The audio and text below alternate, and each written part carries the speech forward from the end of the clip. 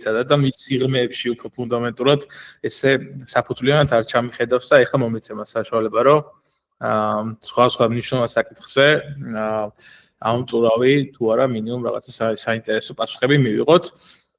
დავიწყოთ მაშინ ზოგადად AI-ის განვითარება, ახალი არ არის, ხო, რაღაცა 50-იანი წლებიდან და სხვა ინფორმაციის დაყრდნობით ტურინგის საქმიანობიდან შემდეგ მრავალი წელი ვითარდებოდა AI-ის სამყარო სხვა მიმართულებით და განსაკუთრებით კი ბოლო წლებში 2016-17 წლებში, შესაბამისად სამეცნიერო ტექნოლოგიურ ბევრი კომპანიისთვის უკვე ხელმისაწვდომი იყო სხვა ტიპის AI ხელსაწყო და ბოლო რამდენიმე წელში, მესამე წელია უკვე, რაც უფრო ფართო მასებისთვის, საზოგადოებისთვის გახდა უკვე ხელმისაწვდომი ChatGPT-ის სახით, OpenAI ChatGPT უკვე ხელმისაწვდომი გახდა საზოგადოებისთვის და კიდევ უფრო მეტად მოიპოვა პოპულარობა, კიდევ უფრო მეტად მოიპოვა პოპულარობა თავარია ინვესტორების მხრიდან და დაიწყეს ამ ტექნოლოგიების განვითარება. მალხაზ აი რო დავიწყოთ, ბარემ ეხლა მე ძალიან ზედაპირულად და ძალიან ზოგადად მიმოვიხილე, მაგრამ უფრო ტექნიკურ მხარეზე რა მოხდა, როგორ აი ბოლო 3 წელიც რო ავიღოთ თუნდაც ხო OpenAI-ის ChatGPT-ის გამოჩენიდან შემდეგ აი 3 წელიწადში რა მოხდა, როგორ განვითარდა LLM მოდელები, როგორ დაიხვეწა და დღეს რა სიტუაცია გვაქვს ბაზარზე სამუშაოდ შემდეგ თემებს მიმოვიხილავდით. კი ბატონო, ვეცდები რომ მაქსიმალურად დავაკმაყოფილო ყველას ინტერესი, ამ კითხვასთან მიმართებით, მოგესალმებით ყველას. თუ კი განვიხილავთ ალბათ რავი ბოლო 3 წელს თვითონ ChatGPT-ის გამოჩენიდან დაწყებული, ალბათ რამოდენიმე ფუნდამენტური მოვლენა მოხდა, ერთი იყო თავად ამ ChatGPT-ის გამოჩენა, ეს რეალურად ChatGPT ახალი არ იყო, იმიტომ რომ თუნდაც აკადემიურ საზოგადოებაში უკვე ცნობილი იყო, თქვათ ასე თუ ისე ამ სტილის მოდელების შესაძლებლობები. და ერთ-ერთი ეს თვალსაჩინო მაგალითი ChatGPT-მდე იყო ალბათ რავი GPT-3 და თუ GPT-3.5, თუნდაც GPT-2, ყველაფერი ალბათ უფრო GPT-2-დან დაიწყო. და ალბათ უკვე რაღაც GPT-3.5 რო გამოვიდა, უბრალოდ უკვე ნახეს, თქვათ რა შესაძლებლობები გააჩნდა ამ სტილის მოდელებს და კერძოდ ტრანსფორმერებს. თუკი მათი ეგრეთ წოდებული სწავლა მოხდებოდა დიდ სკეილზე. მაგრამ ChatGPT-ის ინოვაცია ზუსტად ის იყო, რომ ფაქტობრივად ეს მოდელი გახადეს ეგრეთ წოდებული, ფაქტობრივად აქცეს ეგრეთ წოდებულ ასისტენტად. და საინტერესო ფაქტი ის იყო, რომ ამ მოდელს შეეძლო ინსტრუქტორზე მიყოლა, რაც ალბათ ინოვაცია იყო იმ დროისთვის და ალბათ რავი, ბევრს მართლა არ ჯეროდა, თუნდაც რავი, ბევრისთვის ალბათ უბრალოდ მაგია იყო. ეს გავიდა ეგრეთ წოდებული ხანი და ყველა ასეთ ვისე შეეჩვია ეგრეთ წოდებულ ChatGPT-ს, რეალურად ხალხმა ნახა, რომ საქმე ქონდა არა გენერალიზებულ ინტელექტთან, არამედ უბრალოდ ეგრეთ წოდებულ სტატისტიკურ თუთიყუშთან, ყალებში ვთქვათ, იმიტომ რომ ChatGPT-ის პირველი ვერსია ნამდვილად არ იყო საუკეთესო. დღევანდელი თუნდაც open source მოდელები ბევრად ჯობნიან, ძალიან დიდი ეგრეთ წოდებული მარჯინებით. მაგრამ ეს ამ მოდელებზე მუშაობა რა თქმა უნდა გრძელდებოდა და ყოველ ჯერზე ფაქტობრივად iterაციულად უმჯობესდებოდა. და რეალურად უკვე თავად ინდუსტრიამაც რო დაინახა თუ კი რა შესაძლებლობა და თქვა რა ღირებულება გააჩნდა ამ სტილის მოდელებს, შესაბამისად კიდევ უფრო მეტი რისერჩი ჩაიდო ამ მიმართულებით. ალბათ რავი გამოყოფდი ამოდენიმე ფაქტორს, ზოგადად მინდოდა რომ თქვათ, თუ უბრალოდ მინდა რომ თქვათ, ასე თუ ისე თქვათ, რაღაც ტექნიკურ სიღრმეებში ვსულობა, ალბათ აი შენ ძალიან საინტერესო რაღაცები თქვი, იმიტომ რომ შესაც მაგია უწოდე, ბევრი ადამიანი თავდაპირველად დააშინა, ხო, რაღაცა რისკები იყო, რომ სამსახური აღარ იქნება, რაღაც პროფესიები გაქრება დააშენე. ამაზე მე შეგვიძლია ბოლოს ვისაუბროთ, მაგრამ რადგანაც უფრო მეტად ტექნიკურ ნაწილზე ვართ ორიენტირებული, მოდი აი საზოგადოების ავხსნათ, ზოგადად რა არის LLM მოდელი და როგორ მუშაობს, აი ძალიან მარტივად და მე კიდევ უფრო მეტ სიღრმეებში შევიდეთ. კი ბატონო, მაშინ ბარემ დავასრულებ ამ მიმოხილვას უბრალოდ, ანუ მოვედით სადღაც ეგრეთ წოდებულ DeepSeek-მდე, დღევანდელი ინოვაცია DeepSeek-ია ჯერჯერობით და არა მარტო გადავასახელებდი უფრო, კიდევ უფრო განახლებული მოდელი გამოვიდა, Claude-ის მოდელის სახით, რომელსაც უკვე შეუძლია ეგრეთ წოდებული ჰიბრიდული ფიქრი. რაც გულისხმობს, რომ შეუძლია თქვათ, მაგალითად, რთულ შეკითხვებზე პირობითად უფრო დიდხანს იფიქროს, და მარტივ შეკითხვებზე გაცლებით ნაკლები. რაც არ ახასიათებს მაგალითად, თუნდაც თქვათ, DeepSeek-ის R1 მოდელს, რომელიც, როგორც წესი, ხოლმე საკმაოდ დიდხანს ფიქრობს ნებისმიერი სტილის შეკითხვაზე. კაი, თვითონ LLM-ებს რაც შეეხება, ხო, ქართულად, ქართული განმარტება უბრალოდ DDN-ის მოდელები და ზოგადად ეს ყველაფერი მოდი ზოგადად ეგრეთ წოდებული language modeling-ის ცნებიდან, რაც გულისხმობს, რომ თუ კი გვაქვს მაგალითად რაც გულისხმობს ასეთ რაღაცას, რომ ფაქტორად ალბათობის ტერმინებში რო ვილაპარაკოთ, თუ კი გვაქვს მოცემული, თქვათ, პირობით რაღაცა მიმდევრობა, რომელიც არის მაგალითად წარსული მიმდევრობა, მაგალითად თქვათ, თქვათ რაიმე წინადადების ნაწილი, ამ ჩვენს მოდელს, ჩვენს ენის მოდელს უნდა შეეძლოს იმის თქმა, თუ მომავალში რა უნდა ითქვას პირობითად. მაგალითად, მე მიყვა, თქვათ, წინადადება თუ იქნებოდა პირობითად, ყველაზე ალბათური წინადადება იქნებოდა, მე მიყვარს ვაშლი და თქვათ, უკვე ნათქვამია მე და მიყვარს და თქვათ, მაგალითად, ჩვენი ენის მოდელი ოპერირებს ეგრეთ წოდებულ სიტყვებზე, ხო? ამ მოდელმა წარმატებით უნდა, ყველაზე დიდი ალბათობა უნდა მიენიჭოს სიტყვა ვაშლს. თუ კი მოცემული აქვს უკვე რომ მიმდევრობაში იყო მე და ვაშლი. ამის მარტი ვიზუალიზაცია ალბათ არის, რომ keyboard-ზე როცა კრიფავ ინგლისურ ენაზე განსაკუთრებით, რომ გეხმარება წინასწარ გენერებს რაღაცა სიტყვებს, ხო? ეს არის ერთ-ერთი მარტივი ვიზუალიზაცია ამ ყველაფრის.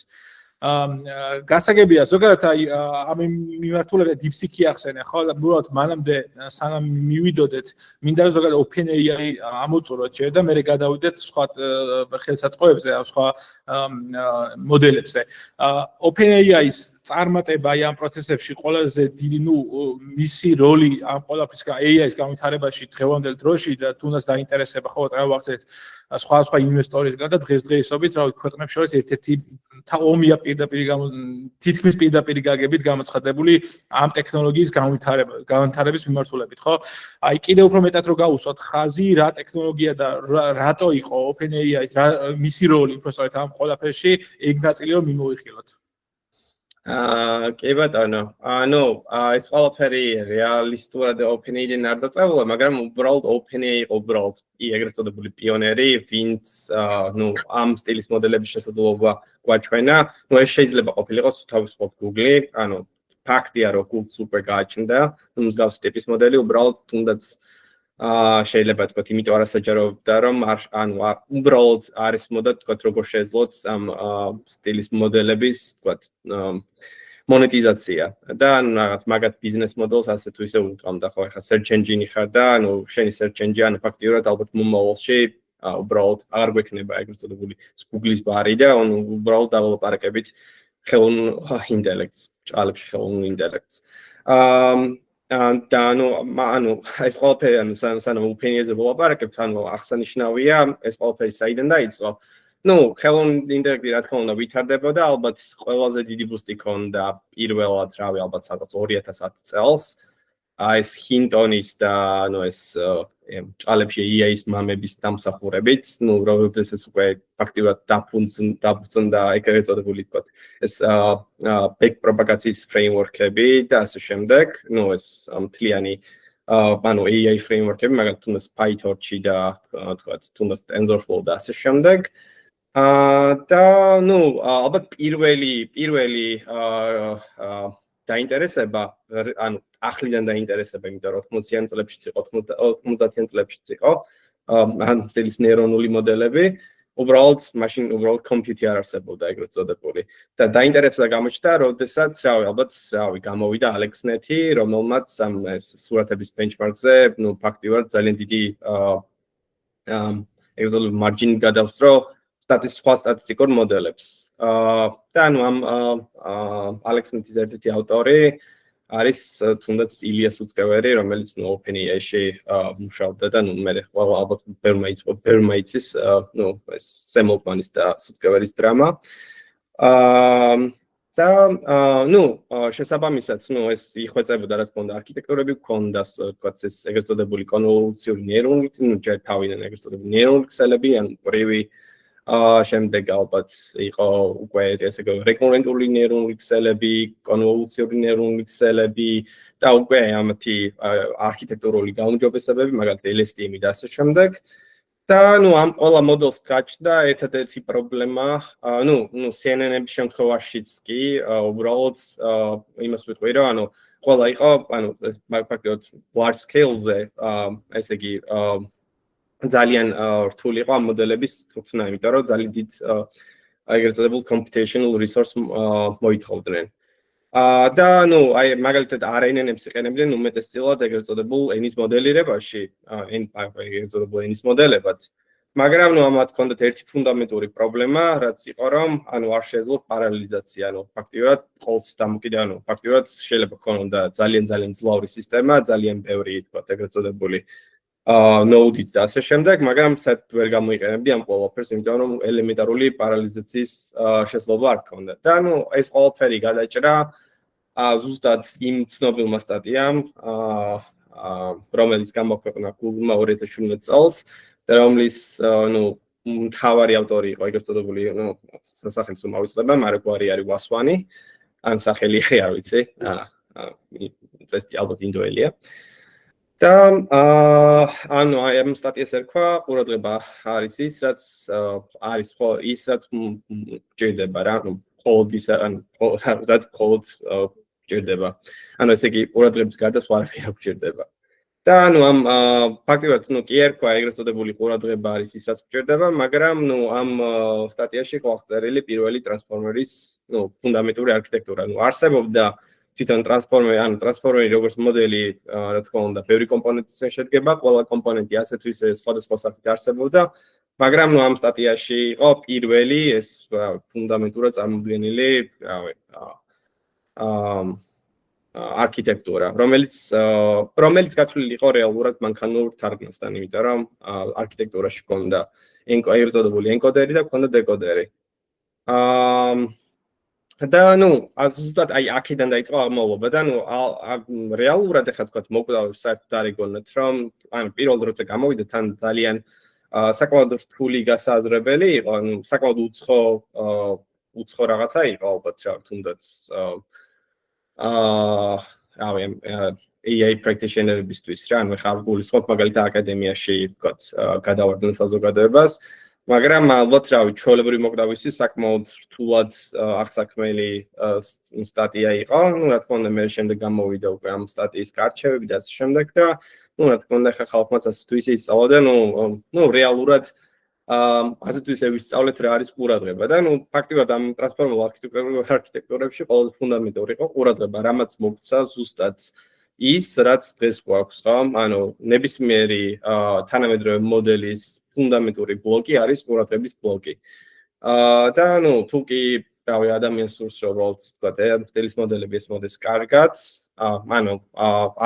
კარგად შეგულისხმობ იმას, რომ უბრალოდ ეს მოდეს არქიტექტურა, იმიტომ რომ დღემდე არ ვიცით, თუნდაც მათემატიკურად რატო და როგორ მუშაობენ, რა თქმა უნდა არის ემპირიკული შედეგები, მაგრამ მათემატიკურად ამ სტილის მოდელების კვლევა ძალიან რთულია, იმიტომ რომ უბრალოდ იმ ხელა სივრცეებში ოპერირებენ, რომ უბრალოდ მაგისი მათემატიკური აპარატი არ გაგვაჩნია დღეს მაინც. და ამ ყურადღებიდან გამომდინარე, არავის არ აიგონა, რომ თქვა რა თქმა უნდა ეს ამ სტილის მოდელების სკეილინგი შეიძლებოდა რაღაცა ამ დონეზე, რომ ფაქტიურად გამხდარიყვნენ, ფაქტიურად მთელი ინტერნეტის კომპრესორები და რეალურად ალბათ უპირველესი მიზანი, თქვა, თუნდაც ტრანსფორმერის ერთ-ერთი ფუნდამენტური მიზანი არის, რომ უბრალოდ გააკეთოს კომპანია. პირველ რიგში არის კომპრესორი. ენის კომპრესორი არის. იგივე არის მაგალითად წარმოვიდგინოთ, თუნდაც ვინ რა არის, ან GZP-დან ან ასე შემდეგ. ისინი უბრალოდ აკეთებენ კომპრესიას, ხო რაღაცის. ამ შემთხვევაში ხდება უბრალოდ ტექსტური ინფორმაციის, ტექსტური ინფორმაციის ჩვენი გაგებით, ადამიანური გაგებით, მაგრამ უბრალოდ ენის მოდელებს საერთოდ არ აქვთ მაგის ცნებას, რაც თქმა უნდა უბრალოდ ოპერირებენ რაღაცა, თქვა, პირობითად ბიტებზე და ბაიტებზე. და ხდება რეალურად ამ ბიტურ ეგრეთ წოდებულ სიკვენსებს უკეთებენ კომპრესიას. და შესაბამისად OpenAI, აღმოჩნდა ესეთი კომპანია, რომელიც იყო, ალბათ OpenAI სანამ ChatGPT-ს გამოუშვებდა, ერთ-ერთი ყველაზე საინტერესო მოდელი, რაც გამოდგეს, ეს იყო მგონი ალბათ პირველი AlphaGo იყო სანამ კი AlphaGo ჰქონდათ უკვე გამოთქმული რა თქმა უნდა სანამ GPT-ს გამოუშვენ ეს უკვე ამ შემთხვევაში reinforcement-ში და კიდე ერთ-ერთი ფუნდამენტურად საინტერესო ფაქტი იყო როდესაც გამოდგეს მსგავსი ტიპის მოდელი თუ არ მახსოვს თუ არ ვწდები მგონი DeepQN მოდელი იყო reinforcement-ული მოდელი იყო რომელსაც შეეძლო ეგრეთ წოდებული ერთ-ერთი ყველაზე პოპულარული MOBA თამაშის თამაში თუ არ ვწდები რაღაც Go რო იყო თამაში მაგაზე არის ალბათ ეს პირველი იყო Go კი და ეს MOBA-ს ლაპარაკობს არის Dota 2 ხო Dota 2-ში კი ბატონო Dota 2 და ეს რავი ხალხი გადარეული იყო იმიტომ რომ ეს რა ქვია ეგრეთ წოდებული ხელოვნური ინტელექტი შეაჯიბრეს იმ დროის საუკეთესო მოთამაშეებს და რეალურად ლაივში ძალიან ბევრი დაამარცხა. კი და ყველა მანამდე იყო მე მგონი ჭადრაკის დაახლოებით იგივე მაგალითი ხო ჭადრაკი ხო პირველი იყო ჭადრაკი მერე იყო უკვე ეს რა ქვია Go უბრალოდ Go-ს რა ქვია კომპლექსიტი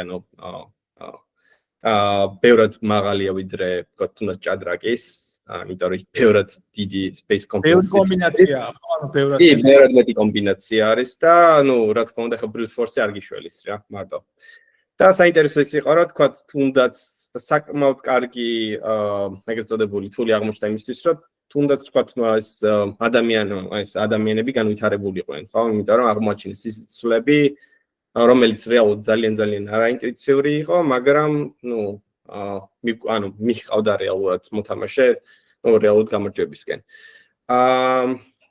და რა თქმა უნდა დაგვირგვინება იყო ეს ChatGPT იმ მომენტში და მის შემდეგ რავი ალბათ ხედავთ რომ ინოვაციაზე აკეთებენ მაგრამ ვიტყოდი რომ დღევანდელობაში მაინც შენელდნენ იმიტომ რომ ფაქტია ძალიან დიდი ხანი საუბრობენ GPT-5-ზე და ალბათ ის ფაქტია რომ ის მიდგომა რაც რა მიდგომასაც დღეს ვიყენებთ ფაქტია რომ თქვაც იმ ხელა ბენეფიტებს აღარ იძლევა რა ფაქტიურად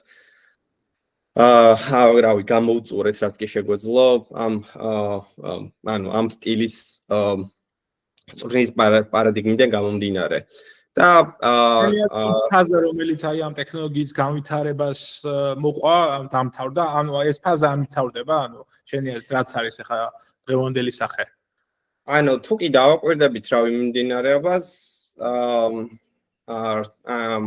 თუნდაც ეს გაუმჯობესებები ხდებოდა iterაციულად და ბევრი მოვაწერ მაგალითად თუნდაც OpenAI-ს აქვს ალბათ გამოყენა რეალურად ეს ყველაფერი რა ქვია აქამდე მოსვლა მოხერხდა და ისევ და ისევ აკადემიის დამსახურებით ხო მილიონი სტატია გამოდის ყოველ წელს და შესაბამისად საუკეთესო იდეებს იღებენ და დებენ თავიანთ მოდელში არ არის მაინც აუცილებელი რომ თავიანთი პერსონალური შედეგის ყალობით გაუმჯობესებით ხო და აქ უნდა რეალურად ეგრეც არის და პატარა გავლენა ექნებოდა ალბათ Google-ს ხო თავიდან ბარდი იყო და მე Gemini რო ვიცოდი რომ საინტერესო ფაქტი ის არის რომ Google-ს იმდენად არ ქონდა გავლენა რამდენადაც ქონდა Meta-ს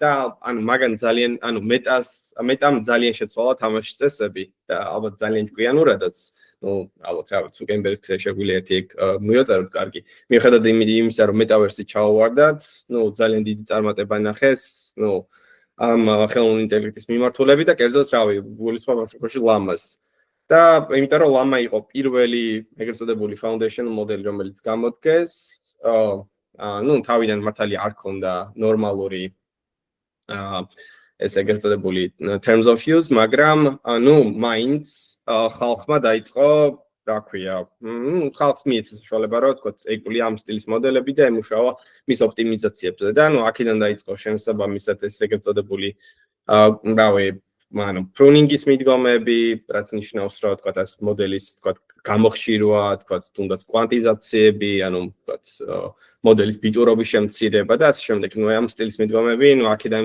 განვითარდა უფრო, იმიტომ რომ უბრალოდ ეს მოდელები იმხელა იყო, რომ თუნდაც consumer hardware-ზე თქო, ვერ ამუშავებდი. და დღევანდელობაში, რავი, ну, ისე განვითარდა თუნდაც ეს კვანტიზაციის და პრუნინგის მიდგომებიც კი, რომ რავი, შესაძლებელია არერთის გაშვება თუნდაც სახლის კომპიუტერებზე. ну, მართალია ცოტა მძლავრი სისტემა გჭირდება, მაგრამ სრულიად შესაძლებელია. და შეგიძლია ისიც გავუშვა, რომ ну, ეგრეთ წოდებული GPU საერთოდ არ გაგაჩნდეს.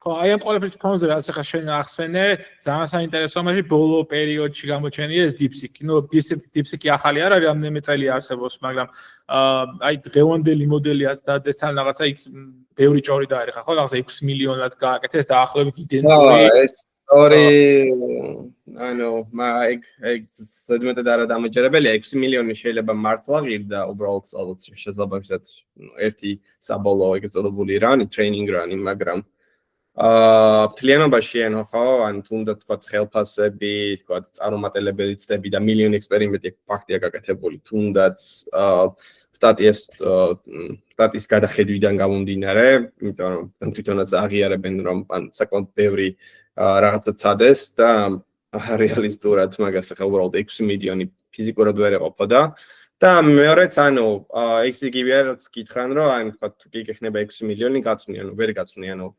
თავიანთი ეგრეთ წოდებული კლასტერები გააჩნდათ და ანუ შესაბამისად მაგ შემთხვევაში არაფერს არ იხდიდნენ ხო მაგრამ ანუ შენ რეალურად გიწევს მაგ ყველაფრის გადახდა ну 6 მილიონში შეიძლება თქვა იგულისხმო რომ თქვა წახვიდე cloud computing კი რაო და ასე შემდეგ მაგრამ აი რავი ნებისმიერ შემიძლია ალბათ მიუწე თქვა 6 მილიონი და მსგავს ტიპის მოდელს ვერ დადებს თუნდაც იმის გამო რომ ანუ უბრალოდ რავი ხალხი პლუს შეცდომაში იმიტომ შედის რომ ნუ გონიათ რომ ანუ DeepSeek გამოჩნდა პირდაპირ ამ R1-ით რეალურად R1-ით არ გამოჩენილა ის ყველა მიდგომა უბრალოდ ყველა მიდგომა გაერთიანეს და ნუ პატარ-პატარა რა თქმა უნდა ცვლილებები შეიტანეს მაგრამ ხო ანუ ეს უმეტესობა მიდგომა რაც კი გააჩნდათ ანუ ფუნდამენტური რაც კი აქვს გამოყენებული ეს უკვე გამოყენებული ქონდა წინა ვერსიის მოდელებში V3-ში ხო DeepSeek-ის V1 და V2 ეგრეთ წოდებულ ვერსიებში და ასევე სანამ გამოდგამდნენ V3-ს მაქამდე უკვე გამოდგმული ქონდათ ეგრეთ წოდებული GRPO-თი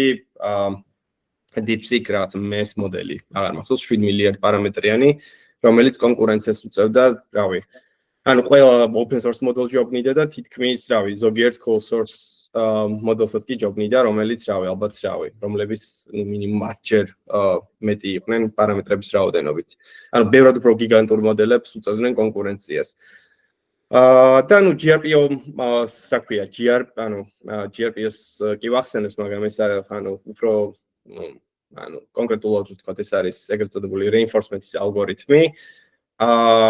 და ნუ აქამდე პოპულარული იყო ეგრეთ წოდებული ალბათ ბევრს გაუგია ეგრეთ წოდებული RLHF-ი, ესე იგი reinforcement learning with human feedback. ანუ ნიშნავს რომ reinforcement ეგრეთ წოდებული reinforcement-ი ხდება უბრალოდ ადამიანური reward-ებით. ნუ ცოტა ეგეც misleading არის, იმიტომ რომ უბრალოდ reward მოდელი იწვრთნება ჯერ ადამიანურ ღირებულებებზე, ანუ რაც კი მიიჩნია ადამიანს სწორი და უპირატესი.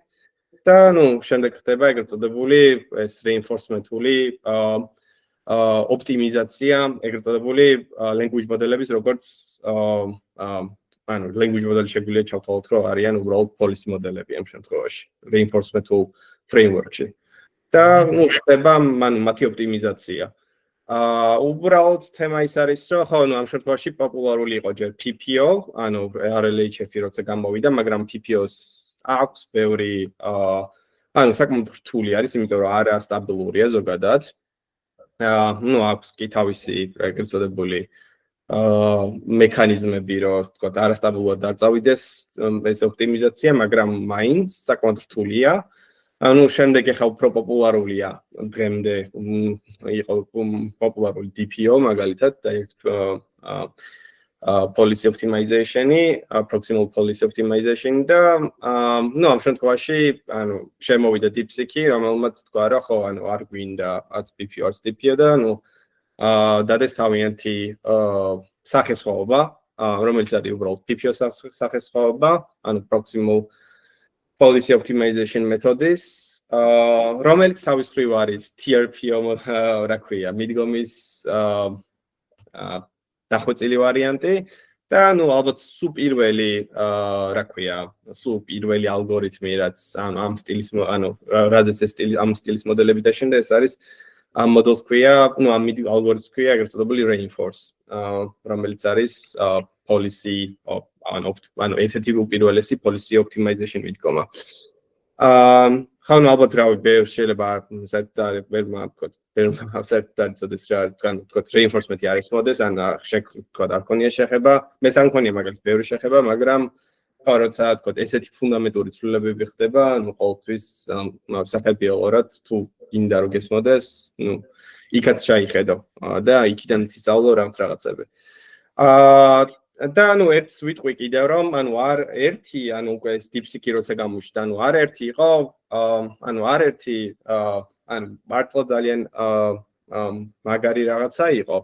ნუ რეალურად შეიძლება ვთქვათ რომ ბევრი რაღაც სიახლე არ ყოფილა იმ ვარიანტში რომ ნუ უკვე ეს ყველაფერი გაკეთებული ქონდათ, მაგრამ ალბათ საინჟინრო ეგრეთ წოდებული მარველი იყო, ხო? ანუ სასწაული რომ რაც გააკეთეს. ნუ ფაქტია რომ ყავდა ძალიან ჭკვიანი ანუ უტყვიანესი ხალხი, ანუ უძლიერესი ხალხი, ასე ვთქვათ. ეს fresh graduate-ები და ასე შემდეგ.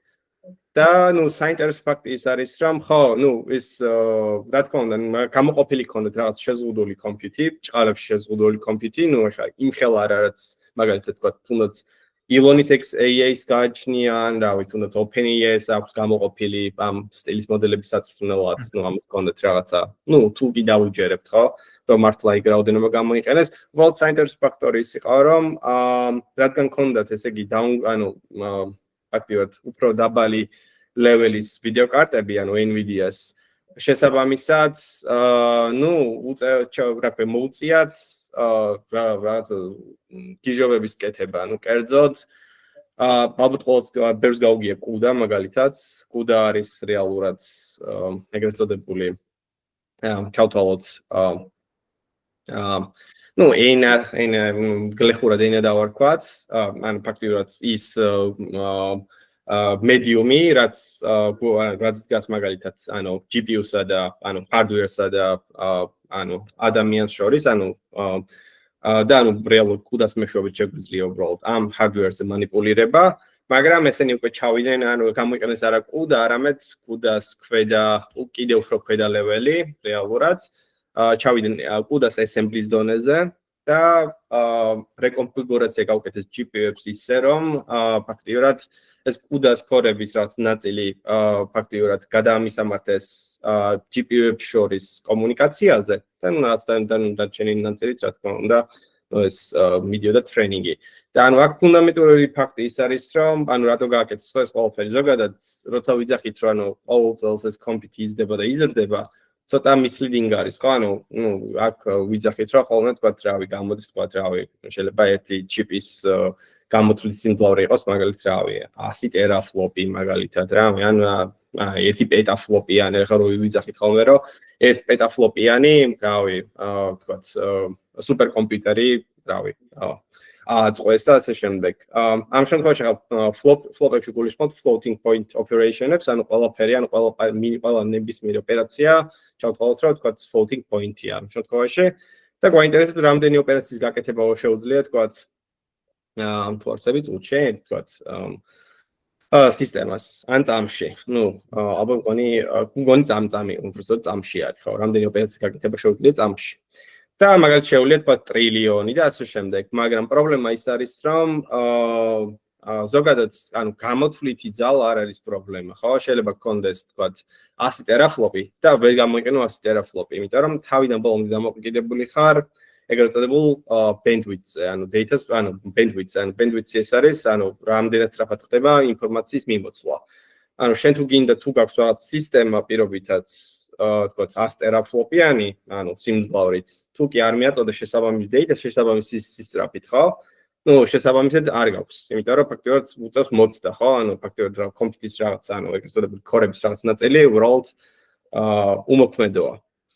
და შესაბამისად, ну, ეს არის, რავი, ფუნდამენტური პრობლემა დღეს, რომ ანუ ყოველთვის ყველა ცდილობს, რომ ეგრეთ წოდებული ეს ოპტიმიზაციები აკეთონ, რომ რამენაირად ეს ფაქტიურად ეს bottleneck-ი, ანუ data bandwidth-ის bottleneck-ი გადაალახონ. და რეალური ოპტიმიზაციები მაგ-კუთხით მიდის. ალბათ ყველაზე თვალსაჩინო მაგალითი თვითონ ამ რა ქვია, LLM-ების კუთხით ალბათ ეს იყო ეგრეთ წოდებული flash attention-ი. რომელმაც ძალიან ბევრი რაღაც შეცვალა იმ ვარიანტში, რომ ალბათ ანუ ბევრი რაღაც გააკეთა, მაგრამ საინტერესო ფაქტი ის არის, რომ ანუ NVIDIA-ს კიდევ უფრო მეტი ღირებულება შესწინა. იმიტომ რომ ფაქტიურად NVIDIA-ს ფაქტიურად არქიტექტურაზე დაყრდნობით მოხდინეს ეგრეთ წოდებული inference-ის, ანუ ამ დიდი language model-ების inference-ის ოპტიმიზაცია. მაგალითად, თუ გჭირდებოდა მაგ თქვათ, ну, აჩქარს პირობითად ყალებში თქვათ, მაგალითად ორჯერ. და ორჯერ ასწრაფება, ანუ უბრალოდ ძალიან ბევრს ნიშნავს, თუნდაც ღირებულების კუთხით, ხო? იმიტომ რომ ეს მოდელები გაშვებულია, წავენ ამ compute-ს, ახლა იმ მაგალითად OpenAI-ს უწევს Microsoft-ის ხდა, იმიტომ რომ Microsoft-ი აწვდის compute-ს, სერვერებს. და ну შესაბამისად მათთვის თუნდაც 10%-იანი ოპტიმიზაცია, ხო? ანუ რა მილიონები და შეიძლება მილიარდიც კი იყოს რა long term-ში. შესაბამისად, ხო, ან თავიდან დოლომდე დამოკიდებული ხარ ესეთ რა ქვია, ოპტიმიზაციებზე და ну რეალურად დამოკიდებული ხარ აი ესეთ ხალხზე და ну ამ ოპტიმიზაციებს კეთება ხა OpenAI-ს ნებისმიერ ადამიანს არ შეუძლია, ხო? ეს არის ფაქტიურად როგორ თქვა, ანუ კუმულაციული შრომის შედეგია, ხო, თქვა ვიღაცა რაღაცას აკეთებს, ვიღაცა რაღაცას. დიდი რესურსებია, ნუ საჭირო. ხო, NVIDIA-ს მიუბრუნდებით, მე უბრალოდ აქ ხა პატარა თუ დილეტანტული კითხვა შეიძლება დამებადა, მაგრამ ახლა საუბრობდი ოპტიმიზაციაზე და აჩქარებაზე, აი ბოლო პერიოდი ვკითხულობდი ამ რაღაცა AI აგენტებზე.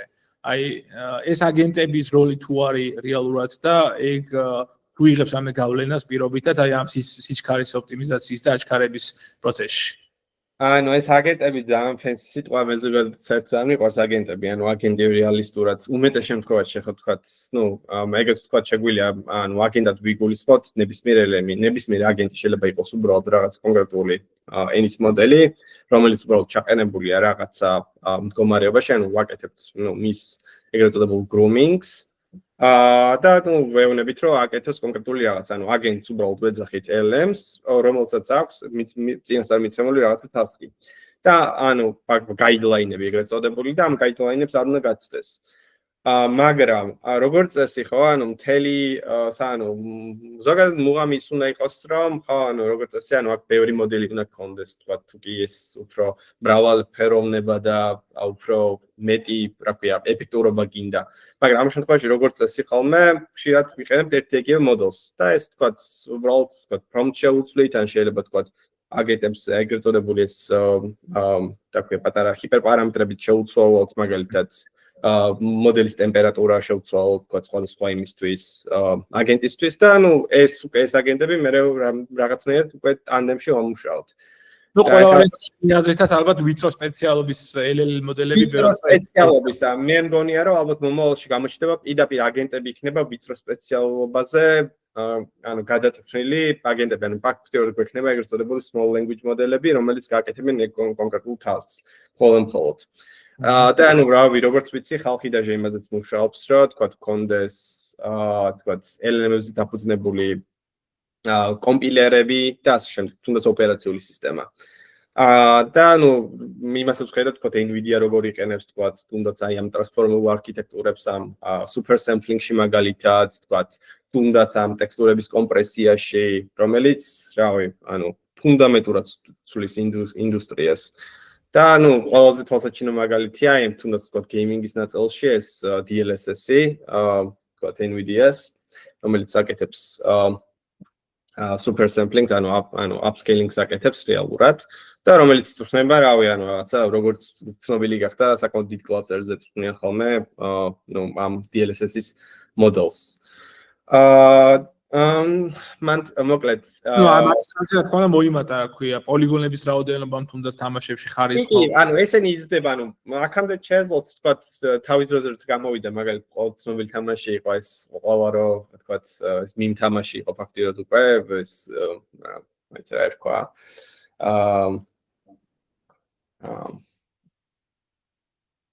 რომელი წლის იყო კონკრეტულად? ანუ საკმაოდ მძიმე თამაში იყო. აი ეს უცხო პლანეტელებს რო ებრძვი რა, აღარ მახსოვს. ნუ კაი, გამახსენდება. და ყოველთვის კითხვა რაღაც ახალი რო გამოდიოდა, თქვა დუმიო, აი დუმიო გიორგი დაგვეხმარა კომენტარებში და დუმი არა. სხვა თამაში იყო. მგონი აღარ მახსოვს ვის იყო, Ubisoft-ის თუ ვიღაც. მაგრამ მოკლედ დიდი მნიშვნელობა ანუ ადრე შეიძლება ხო ამ ტექსტურების გაზდა, პოლიგონების რაოდენობის გაზდა და ანუ რეალურად რაღაცა იზრდება ეს ფაქტობრივად გიგეზდება ეს ზომაში იზრდება ყველაფერი ხო ანუ გიგაბაიტი შეიძლება ერთ ტექსტურა გიგაბაიტები იყოს. კენო AI-ს ახლა Photoshop-ს უიყენებდა რა, ანუ ზოგადად Photoscale-შიც კი იყენებდნენ, გამოყენებული იყო ხო ეგ ტექნოლოგია ნაწილობრივ მაინც რა თქმა უნდა. ნებისმიერ Photoscale-ზე. გამოყენებული იყო და დღესაც ხო, რავი, აი სუპერ დიფუზიური მოდელები რაც გამოვიდა ხო საერთოდ, ანუ ამ Max სტილის მოდელებმა საკმაოდ შეცვალა ეს landscape-ი უკვე ამ ვიდეო და images თუნდაც რა ქვია გენერაციაში და ასე შემდეგ. და რეალისტურად რავი საინტერესო ხოლმე უბრალოდ თქვა ხალხი რაზე მუშაობს, თქვა რაზე ფიქრობს. ნუ ერთ-ერთი ფუნდამენტური პრობლემა დღევანდელ language model-ებსაც გაჩნით ის არის რომ არ შეუძლიათ უწყვეტის სწავლა, იმიტომ რომ ყოველ ჯერზე გიწევს ეგრეთ წოდებული retraining-ი, რაც უბრალოდ დიდ ხარჯებთანაა დაკავშირებული. ერთ-ერთი კომპანია რომელიც მაგაზე მუშაობს, ანუ მუშაობს რაღაც ახალი სტილის არქიტექტურაზე ქვიათ ეგრეთ წოდებული liquid neural networks, ანუ ხევადი ნეირონული ქსელები, ნუ ანუ MIT-დან წამოსული ტიპი არის, TED Talk-იც აქვს გაკეთებული მაგაზე. და როგორც მახსოვს გამოდგეს, მგონი პირველი foundational მოდელი, მაგრამ ნუ ბევრი არაფერი გამიგია. უბრალოდ საინტერესო ფაქტი იყო, როცა ეს ტრანსფორმერები გამოდიოდა, გაიჩითა რაღაც პერიოდი ძალიან ბუმში იყო ეს ეგრეთ წოდებული ეს Mamba, ანუ S3-ის არქიტექტურები, ანუ state space მოდელები, რომელიც ტრანსფორმერებისგან განსხვავდება. უფრო ალბათ ვიყოდი რომ RNN-ებს ყვანან მაგ ვარიანტში. და ანუ ყოველთვის ამ იმაში რა ქვია მთლიანი timeline-ს რო გადავხედოთ ხო ფაქტობრივად ყველა ცდილობს ანუ აკადემია ცდილობს რომ რაღაცნაირად ასწრაფონ ეს ტრანსფორმერები. ან ტრანსფორმერების დიდი ბოთლნეკი არის ეგრეთ წოდებული ეს ყურადღება. იმიტომ რომ მან გვაქვს ფაქტობრივად ანუ ეგრეთ წოდებული O(n) კვადრატი გამოთვლითი ნუ დროის კუთხით რა ანუ კომპლექსიტი ანუ O(n) კვადრატი თუნდაც რა ქვია გამოთვლითად და თუნდაც მეხსიერების კუთხით. და შესაბამისად, ნუ ამით როგორღაც ცდილობდნენ რომ აი ეს ეგრეთ წოდებული ყურადღების მექანიზმი გაეწფივებინათ. და ნუ ბევრი სხვადასხვა არქიტექტურა გამოსულა, რომელიც თქვა რაღაც ნახევად წფივი არის ან რავი ნუ ყოველთვის ხო ანუ no free lunch რო თქვა გავითვალისწინოთ ხო ყოველთვის შეიძლება რაღაცა ოპტიმიზაცია გააკეთო, რაღაც ახალი გააკეთო, მაგრამ თქვა დახვიდეთ წფიობაზე, გაახვიდეთ თქვა O(n) დროზე, მაგრამ დაკარგო რაღაცა, ხო? შემთხვევაში არის, თქვა, accuracy და ასე შემდეგ. ნუ, დღევანდელობაში ხა ძალიან ბევრი ის გამოუცხადებ, რომ აი გამოვიდეთ ტრანსფორმერის კვლელი და ასე შემდეგ, მაგრამ ხო, დღევანდელობაში სტანდარტი მაინც ტრანსფორმერებია. და ნუ, თუნდაც იმიტომ რომ თუ რავი, თუნდაც DeepSeek-ს რო შევხედოთ, ისევ და ისევ არის კლასიკური ტრანსფორმერი. და ალბათ რავი, ერთ-ერთი ბარემ იმასაც ვიტყვი, ან თქვა ეს DeepSeek-ის შემთხვევაში რა მოხდა, ხო? DeepSeek-მა გარდა იმისა, რომ ნუ გამოიყენა რაღაცა თქვა ახალი reinforcement-ის ალგორითმი, რომელიც ბევრად ოპტიმალური არის და არ ჭირდებოდა ეგრეთ წოდებული ადამიანური რავი, დაჭრებების მექანიზმი და ასე შემდეგ. საინტერესო ფაქტია, რომ თქვათ მოდელში გამოიყენა მოდელის საწვრთნელად გამოიყენა ბევრი სხვადასხვა ოპტიმალური ტექნიკა. თუნდაც მაგალითად, ნუ ეხლა ეს MOE ყველასთვის გასაგებია, ანუ ეგრეთ წოდებული mixture of experts, რაც გულისხმობს, რომ აი მაგას ხშირად იმაშრებიან ხოლმე აიგივებენ აგენტებთან ხოლმე, მაგრამ აგენტები არ არიან, ეს არის რომ ფაქტიურად ხდება ეგრეთ წოდებული გამოხშირვა იმისი, რა ქვია, NLP ლეიერების, ანუ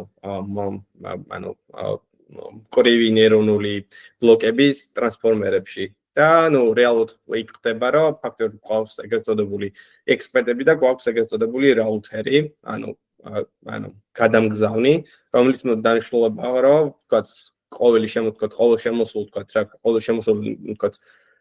სიგნალი გადაამისამართოს რომელიმე ეგრეთ წოდებულ ექსპერტთან. და მაგალითად შეიძლება გქონდეს 600 მილიარდიანი მოდელი, მაგრამ აქტიური პარამეტრების რაოდენობა გქონდეს ბევრად ნაკლები, მაგალითად, 150 მილიონი. რაც ინფერენს, რა თქმა უნდა, ზომაში ეს 600 მილიონი პარამეტრი რა თქმა უნდა გქონდეს მეხსიერებაში, მაგრამ ინფერენს სპიდს მაინც ასწრაფებს, ხო? იმიტომ რომ 600 მილიონ პარამეტრს ერთდროულად არ ხმარობ, 600 მილიონი პარამეტრის შესაბამისი კომპიუტერი ხო ბევრად მეტი არის. და შესაბამისად მეხსიერებაც. მაგ ვარიანტში, კიდე ერთი ოპტიმიზაცია იყო, რაც რამაც შეცვალა და ასწრაფა ზოგადად ეგრეთ წოდებული ინფერენსი ამ მოდელების, ხო, ეს იყო ეგრეთ წოდებული KV-cache, ალბათ ბევრს გავიგეთ, უკვე შეხება ქონია, თუნდაც API-ებთან და ასე შემდეგ. KV-cache ამ შემთხვევაში გულისხმობს, რომ ფაქტიურად, ესე იგი, რადგან ეს მოდელები არის ავტორეგრესიული, ცდილობს, რომ ფაქტიურად ყოველი ახალი ტოკენის prediction-ისას, ხო, გამოვიყენოთ უკვე წინა გამოთვლილი ტოკენების შესაბამისი ეგრეთ წოდებული რაღაც KV value-ები. ეს KV value-ები, რა თქმა უნდა, მოდის ყურადღების ბლოკიდან. შეგვიძლია მაგაზე ვისაუბროთ, ეხლა ტექნიკურად არ ვიცი, რამდენად მოვასწრებთ, მაგრამ ამ შემთხვევაში პასუხი მე თუ იქნება, მე შეგვიძლია ცოტა უფრო მეტად კი ბატონო. ხო, არა, ზოგადად ალბათ თუნდაც შოთა თქვა რომ გამეკეთებინა და ალბათ თუნდაც იქ დაუთმობ მაგ იმას რომ თქვა თუნდაც აი ტრანსფორმერის არქიტექტურაზე ვისაუბროთ პედაგოგიაში. საინტერესო თემა არის, ძალიან ბევრჯერ მინდოდა მაგაზე დამეჭირა მომენტი რომ მეკითხა, მაგრამ აი ეხლა 2-3 წუთი ვისაუბროთ ბარემ, რადგან შენ DeepSeek-ზე ისაუბრე და პრინციპში LLM მოდელის გამოწვევებზე, ხო? ასევე არის ეს სხვა ტექნოლოგია, ხო? თუნდაც რამდენი კომპანია ამვითარებს, ვახსენეთ უკვე რამდენიმე, ხო? ეს არის OpenAI, Google, Meta, Mistral, ასევე Claude, ხო? აი შენ რომელს უფრო ინტერესს უყურებ, რას ფიქრობ, რომელი უფრო რაღაცა დაიჭერს იმ პოზიციონირებას და გაასწრებს ხებს პირობითად რა ისინია, ჰორიზონტზე რა ჩანს მოკლედ და ასევე შემდეგი ცოტა ახლოში მდებარე კითხვაც არის, რომ open source AI-ები უფრო მეტად განვითარებადი იქნება შენი აზრით თუ რაღაცა დახურული AI მოდელები? კაი, მაგ საინტერესო შეკითხვა და ცოტა ვრცელი შეკითხვა არის, მაგრამ მან მაქსიმალურად გუპასუხებ. პირველ რიგში სანამ მაგ ყველაფერზე გადავალ და ისე დავუბრუნდებდი DeepSeek-ს და კერძოდ იმ 6 მილიონს, ხო?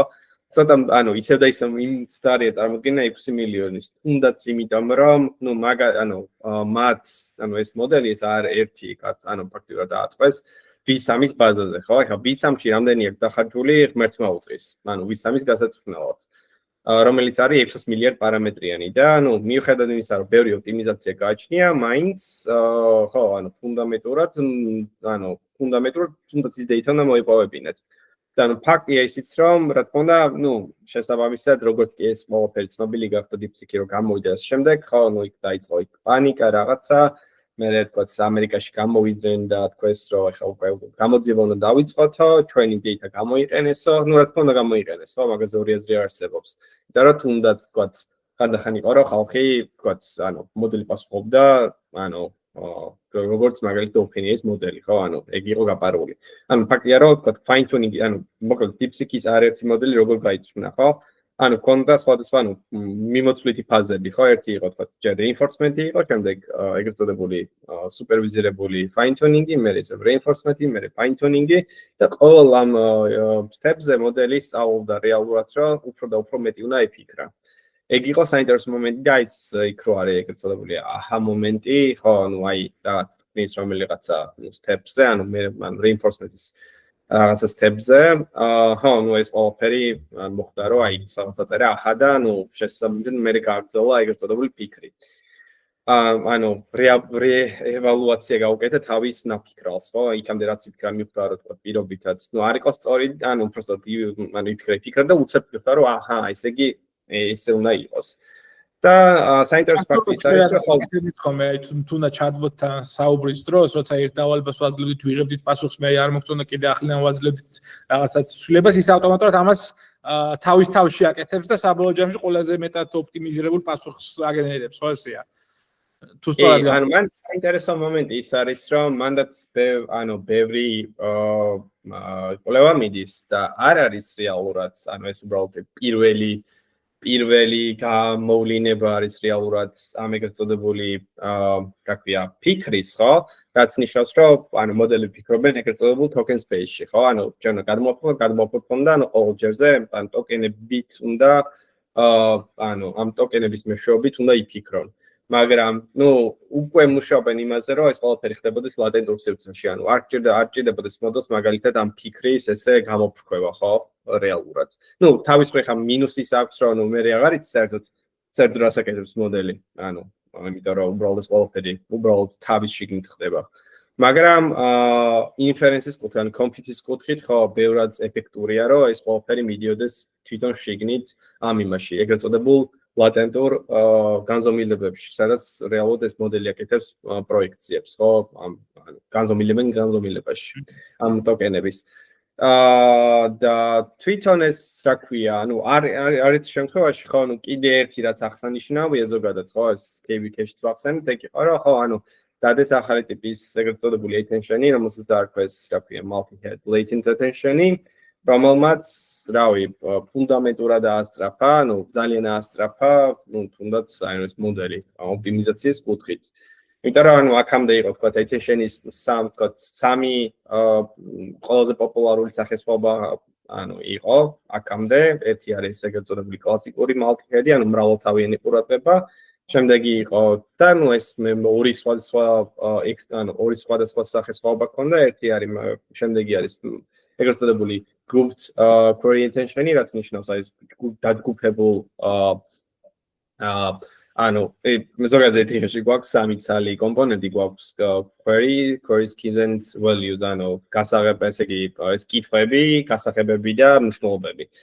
რაც მარტივად რო ავხსნათ, მაგას დიდი რო უნდა ზოგადად განხილვა უნდა, მაგრამ მარტივად ვთქვათ, რაღაც ბაზისთან არის დაკავშირებული, ხო, შეგვიძლია ანალოგია ბაზისთან გავავლოთ, რომ ფაქტიურად კითხვით მივართოთ ბაზას, მე ბაზაში ხდება რაღაცა რეინდექსირება, კიების რეინდექსირება ხდება და მე გიბრუნდება შესაბამისი, ვთქვათ, პასუხები ამ ინდექსებზე მოცემული არსებული ინფორმაციის გათვალისწინებით. და ხო, ესეც ყურადღება უბრალოდ აკეთებს იმას, რომ თქვა თუ გვაქვს წინადადება, უბრალოდ ცდილობს, რომ ეს attention-ი ფაქტიურად ყოველ ჯერზე, თქვა, მოდელს უთითებს, რაზე უნდა მიექცეს ყურადღება, რა ხარისხით. ეს ძალიან გლეხური ნათქვამია და ცოტა არაზუსტი, მაგრამ ხო, რაღაცა პოპულისტური სიტყვებით შეიძლება ვთქვათ, რომ ხო, უბრალოდ ყურადღებას აქცევს რაღაცა სიტყვებს. პირობითად, რომ თქვა, თუ არის მაგალითად მე მიყვარს კატა და არიცი ხა უნდა აგენო შემდეგი სიტყვა, ხო, ამ შემთხვევაში ყველაზე მეტად რას მიექცევს ყურადღება, ხო, ალბათ ყველაზე მეტად მიექცევს, რომ მე ჯერ მიყვარს, მე ალბათ ყველაზე მნიშვნელოვანი კატა იქნება და მე შეიძლება დაიგიდო რა. და დააგენირო შემდეგი სიტყვა აქედან გამომდინარე.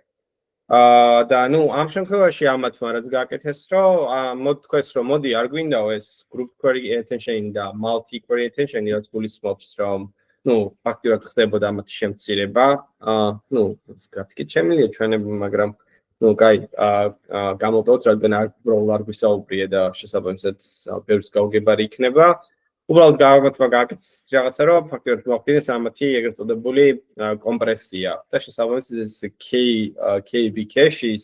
KV-Cache-ს თვითონ უკვე მოდელი ამზადებს ფაქტიურად, კომპრესებულ ფორმატში და შესაბამისად, კიდევ უფრო სწრაფდება. იმიტომ რომ ზოგადად KV-Cache-ი უბრალოდ ინახავს ესე იგი წასულ ინფორმაციას, ხო, თქვა, ყოველ ტოკენს რო ვაგენერებთ, ხო, წინა ტოკენების ეგრეთ წოდებული, თქვა, რაღაცა ფართო მეტა ინფორმაცია შენახულია ეგრეთ წოდებულ cache-ში. მაგრამ ზოგადად როცა ძალიან იზრდება cache-ი, ხო, ისევ და ისევ bottleneck-ი ხდება ამ cache-ის წერა-კითხვა, read write.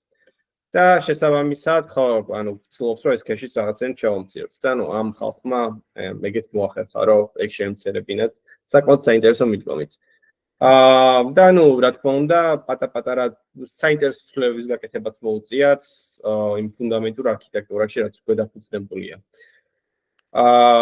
და ხო ანუ აი ამ ყველაფრიდან გამომდინარე კი შეიძლება ვთქვათ კიდე ერთი ესეთი რაღაცა ხო ანუ თუნდაც აი ეს ყველაფერი როგორ დაიწყო ხო თუნდაც OpenAI ის ხო თავის მოდელი თავის დროზე აგებული აქვს ხო ანუ თავიდან ბოლომდე crowdsource ხო ანუ ადგნენ გაპარსეთ მთელი ინტერნეტი ანუ ფაქტიურად რა ყველას ინტელექტუალური ნაშრომი მოიპარეს ჭალებში შეგვიძლია ანუ ფუნდამენტურად შეგვიძლია ესე ვთქვათ ყველას ნაშრომი მოიპარეს ჩატენეს ერთ მოდელში ხო ну მან ხა ძალიან რთულია თქვათ ну რა თქმა უნდა ეგ უკვე ლეგალური თემა ხო თქვათ რაც ვიტყვით ანუ რას ჩავთვლით ლეგალურად და რას ჩავთვლით არალეგალურად მაგრამ აი ძალიან ისე რომ ველაპარაკოთ მაგაზე მეორე დავაც იყო ხო პრინციპში მაგრამ ну კომპანიის იმხელა მასშტაბი შეიძინა ძალიან მალევე ალბათ მაგიტო ხო აი მაგალითად ეს რო გაგეკეთებინა მაგალითად რავი თუნდაც რაღაცა რომელიც ჯეკ კომპანიის რო გაეკეთებინა იმ კომპანიას ან გახურავდა შეიძლება დაიჭირათ კიდეც პრობლემები მაგრამ რადგან ამ შემთხვევაში უკვე OpenAI რომელიცაც გააჩნია ძალიან დიდი გავლენა უკვე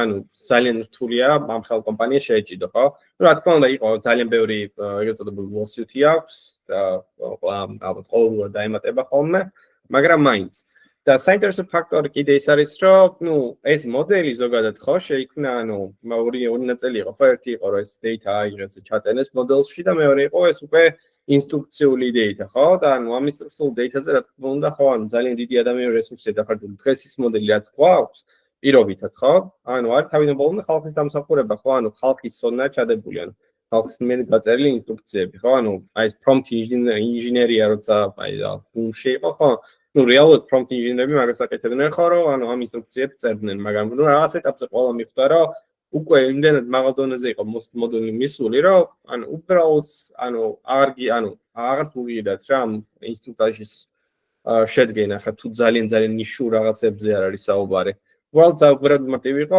ანუ მოდელიდან ახალი თქვათ ინსტრუქტაჟის დაგენერება ანუ სინთეზირებული data-ს დაგენერება და მე ამ სინთეზირებულ data-ზე თავიდან გადაწყვეტა მოდელის და რეალურად ამას ხედავ დღეს ანუ ყველა ცუდი ის არის რომ აი ეს მოდელები ფაქტიურად რავი საინტერესო ფაქტია რომ აი ფაქტიურად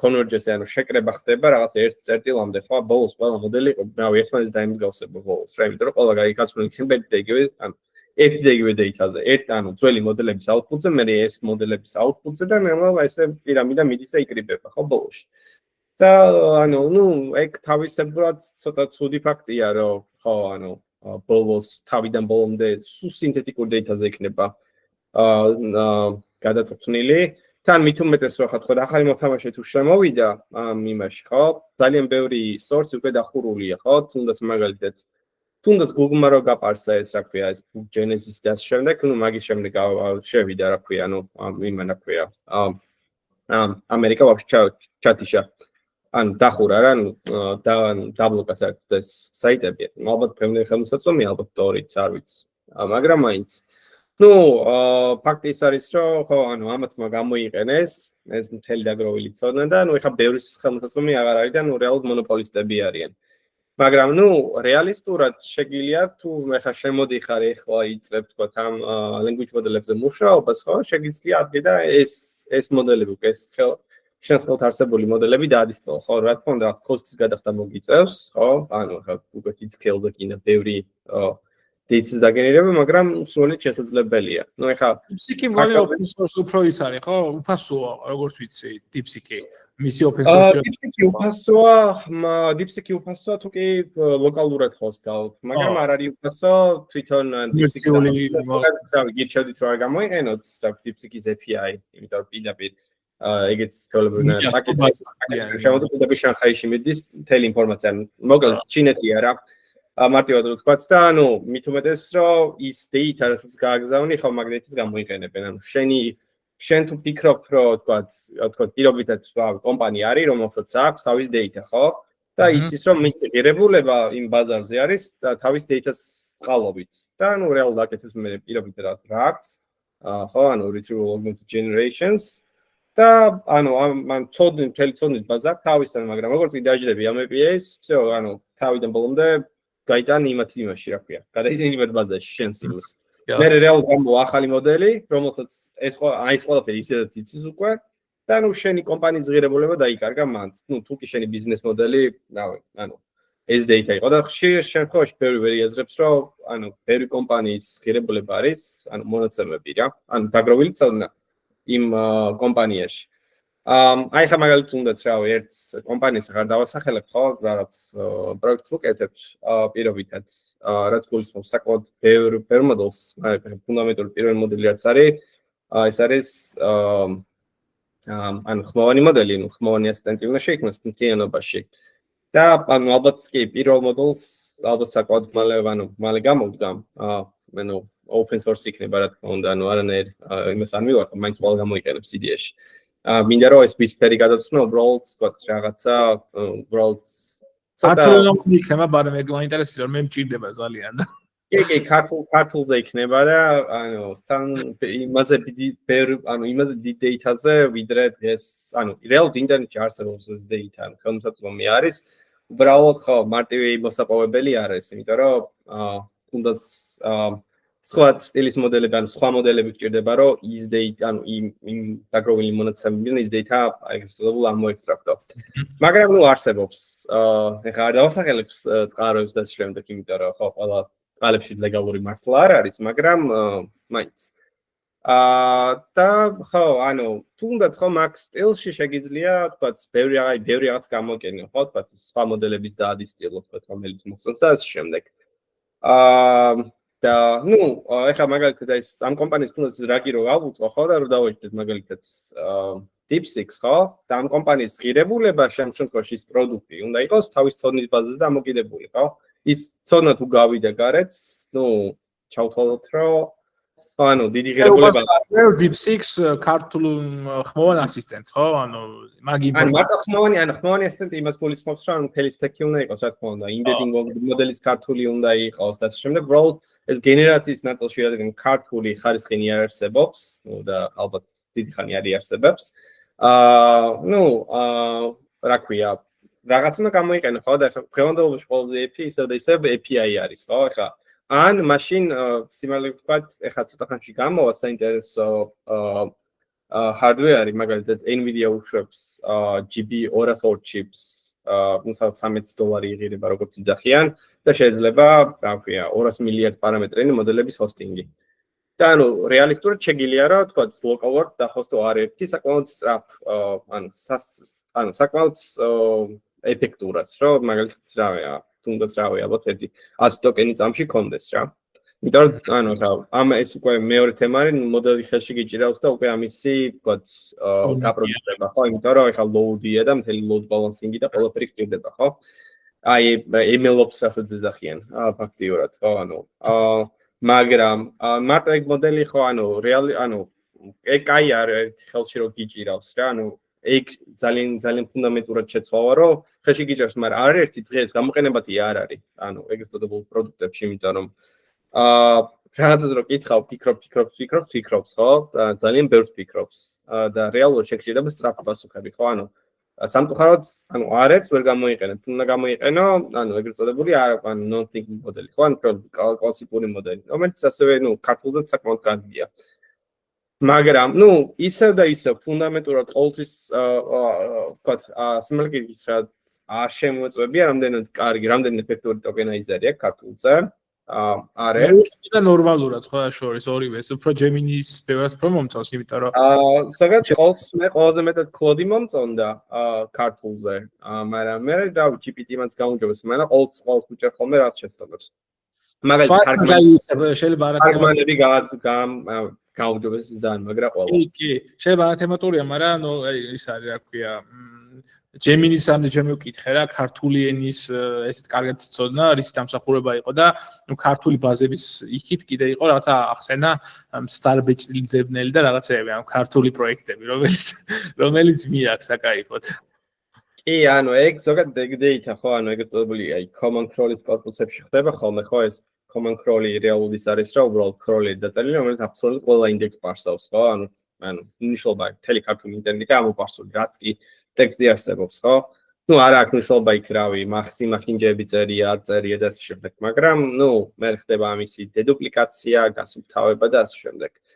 ნუ მაგრამ ნუ არის დღეს თუნდაც თქვათ, ანუ პოტენციალი აქვს თუნდაც თქვათ ქართულ დეველოპერს, რომ ბევრად ხარისხიანი მოდელის ვერსია დადოს ქართულზე, ვიდრე ანუ არსებობს დღეს ბაზაზე თუნდაც თქვათ O1 და ასე შემდეგ. ანუ ყველს შეგიძლია რომ აჯობო. ანუ რეალურად შეგიძლია წახვიდე თუნდაც ის მოდელებიც დაადისტილო, ხო?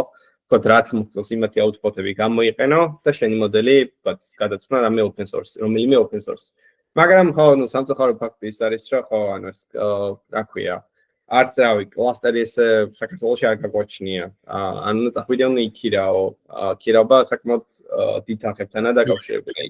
ძალიან დიდ თანხებთანაა დაკავშირებული და ნუ რა თქმა უნდა, იქაც ექსპერიმენტირება გჭირდება, თქვათ, მე ანუ შეიძლება თქვათ შეგიძლია წარმატებით გაცვნა მოდელი, თქვათ, თუნდაც რავი, ერთ იმაზე, თქვათ, GPU-ზე, მაგრამ როცა გადადიხარ უკვე ეგრეთ წოდებულ ან multi GPU ან თუნდაც multi node სისტემებზე, მე კოდიც შესაბამისად უკვე პარალელიზმზე უნდა იყოს აწყობილი. და ნუ შესაბამისად იქ ეს პარალელიზმების უნდა გესმოდეს, თქვათ, როგორ მუშაობს და შემდეგ, იმიტომ რომ გამზდებული კოდი შეიძლება იყოს რაღაცა შაბლონური მოდელების, მაგრამ ლამასთვის, ხო?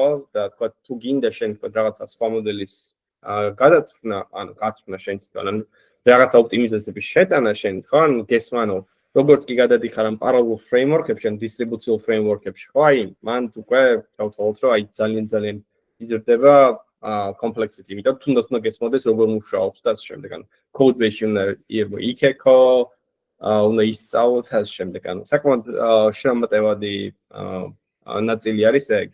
და რეალისტურად რო შევხედოთ, ხო, ან DeepSeek-ში, ხო, აი, მხედრები ყავდათ რა მაგუხით, რომ თუნდაც დღევანდელობაში ხარდადეს, მაგალითად გამოუშვეს, მაგალითად, ანუ კიდე საინტერესო ფაქტების იყო, რომ თქმა გააკეთეს ინტროაზე, მაგალითად, ანუ პირდაპირ კვანტიზირებული, ანუ ზოგადად კვანტიზაციაში არის ორი მიდგომა, ერთი არის quantization error training და მეორე არის post quantization training, ანუ რაც გულისხმობს, რომ მოდელი გააქვს უკვე გაცნული მაგალითად მაღალ ბიტურობაში და გინდა მე კომპრესია მოდელის. როგორც წესი ხოლმე, აი, დღევანდელობაში მოდელები რაც კი იყო, აქამდე ყველა იყო უკვე არსებული მოდელის პოსტკვანტიზაციები. და ნუ ამ DeepSeek-მა პირდაპირ დააგდო კვანტიზირებული ვარიანტი 8 ბიტში გაწვნეს, როგორც მახსოვს. და ნუ საინტერესო ფაქტი ის არის, რომ ნუ გამოიყენეს, რა თქმა უნდა, ისევ და ისევ, რა ქვია, აკადემიური უკვე ნაშრომები, ნუ გამოსული იყო, თქვა, PyTorch-ში და 8 ბიტიან საკმაოდ ძველი სტატია. მაგრამ პატარა ცვლილება შეიტანეს უბრალოდ იქ, რომ თქვა, აი 8 ბიტში არის, ესეთ კი თქვა, i3, M5 და i4, M4. ანუ უნდა გქონდა მანტისაზე და ექსპონენტაზე საუბარი და ანუ იქ ანუ ბიტურობაზე რო წახვიდე და ძალიან სიღრმეში რო ჩახვიდე, ხო საკმაოდ ანუ shorts გაგიყოს თუნდაც ერთი paper-ი. მაგრამ ამათმა გამოიყენეს, რომ მოდი ერთი კონკრეტული მარტოვან და მაგალითად forward-ში და backward-ში იყენებენ ერთს და მე მეორეს, ხო, ანუ სხვადასხვა წარმოადგენებს ბიტურობით და ანუ ესენი ადგილიდან ცოტა შეცვალეს რა იქ მიდგომა. ეგეც საინტერესო იყო. ანუ ბევრი რაღაც აქვს გაკეთებული ტიპებს რეალურად და ანუ შეუძლებელია world equality rate-ში გაიკეთებინათ. და ხო ისევ მთლიანობაში ხარ V3 შექმნა კიდე ხო ანუ აი რამდენი რაღაც აქვს გაფარსული თუნდაც ეს GRPO-ზე თქვა ის მათემატიკური კორპუსი რაც აქვს გაცნული ხო ანუ ნაჩვენები აქვს როგორ აქვს ის აწყობილი ყველა საინტერესო იყო იქ როგორ აწყეს სათქმელი dataset-ი მათემატიკური და ნუ ხალხის გამოიყენეს რა ქვია FastX მოდელი გამოიყენეს რეალურად data შესაქმნელად და ასევე ანუ human force ანუ რომელიც რეალურად FastX-ის ანუ FastX-ის საჭირო ლეიბლებს ამბობდა. Now კიდე რა შეიძლება თქვა, რა ბევრი რაღაც შეგვიძლია მიმოვიხილოთ აი წაღან NVIDIA ვახსენეთ ძალიან ბევრჯერ და NVIDIA-ს აღმასრულებელი დირექტორი, ნუ DeepSeek-მა სერიოზული ზარალი მიაყენა პირველ კვირაში, განსაკუთრებით როცა გამოჩნდა ის ახალი მოდელით და მე რაღაცა NVIDIA-მ ძალიან მალევე დაანონსა რაღაც roadmap-ით აჩვენა, მათ შორის შეასახსენა ახალი მოდელები დაანონსა და აღმასრულებელი დირექტორმა Jensen Huang-მა ანუ ასევე თქვა რომ პერსპექტივა როგორ შეიძლება განვითარდეს AI. მოდი აი ამ განვითარებას და ამ roadmap-ზე ვისაუბროთ, როგორ შეიძლება განვითარება და მათ შორის წერანდელი კითხვაც ბარემ რომ მაგასაც გავცეთ პასუხი, რამდენიმე წამყვანი კომპანია ვინც ამაზე მუშაობს, შენ რომ ეს უყურებ რომელში ფიქრობ რომ მეტად წარმატებული შეიძლება გახდეს და მე შეგვიძლია უკვე რომ კითხვა-პასუხები თუ იქნება შეგვიძლია მაგ ნაწილზეც გადავიდეთ. კი ბატონო, რავი, მოდი კომპანიებს რო გადავხედოთ, რავი, ალბათ ისევ და ისევ ყოველთვის მოწინავე ალბათ, რავი, არ ვიცი რა უნდა მოხდეს, რა თქმა უნდა, OpenAI გადავარდეს მაგ პოზიციიდან. რა თქმა უნდა, არის ყველაზე ახლოში დგას ალბათ, რავი, ჩემი აზრით, Anthropic-ი, ძალიან საინტერესო ხალხი ყავთ მაგათაც და ძალიან საინტერესო თუნდაც თქვათ research საკეთებენ თუნდაც ამ ნეირონულ ქსელებზე, თქვათ თავიანთი ბლოგი აქვს და იქ ნაჩვენები აქვს ძალიან ბევრი ემპირიკური, მათემატიკური შედეგი, ძალიან საინტერესო წელსაკითხია, მაგალითად თუნდაც რავი, ნეირონულ ქსელებში ამ ტრანსფორმერში, თქვათ ლაპარაკობენ სუპერპოზიციებზე და ასე შემდეგ, საკმაოდ საინტერესო რაღაცებს იკვლევენ და რავი Claude-ის ხარისხიც რავი, ალბათ რავი, ერთ-ერთი საუკეთესო და პირველები იყვნენ, ეხლა ეს ჰიბრიდული მოდელი რო გამოდგეს.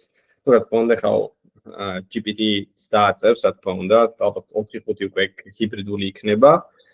და ხო, OpenAI-ს კიდე ერთი აქვს, რომ მარტო იმას არ აკეთებს, ხო, აქვს სხვა ისინიც, თქვათ, თუნდაც, თქვათ, ეს რა ქვია, Sora და ასე შემდეგ, მართალია ხო Sora. Sora და რაღაცეები. Sora, კი, ბევრი იმაში იტოტებიან, როგორც ეგეთი ხა, თქვათ, Anthropic-ს როგორც ვახოთ, არ აქვს.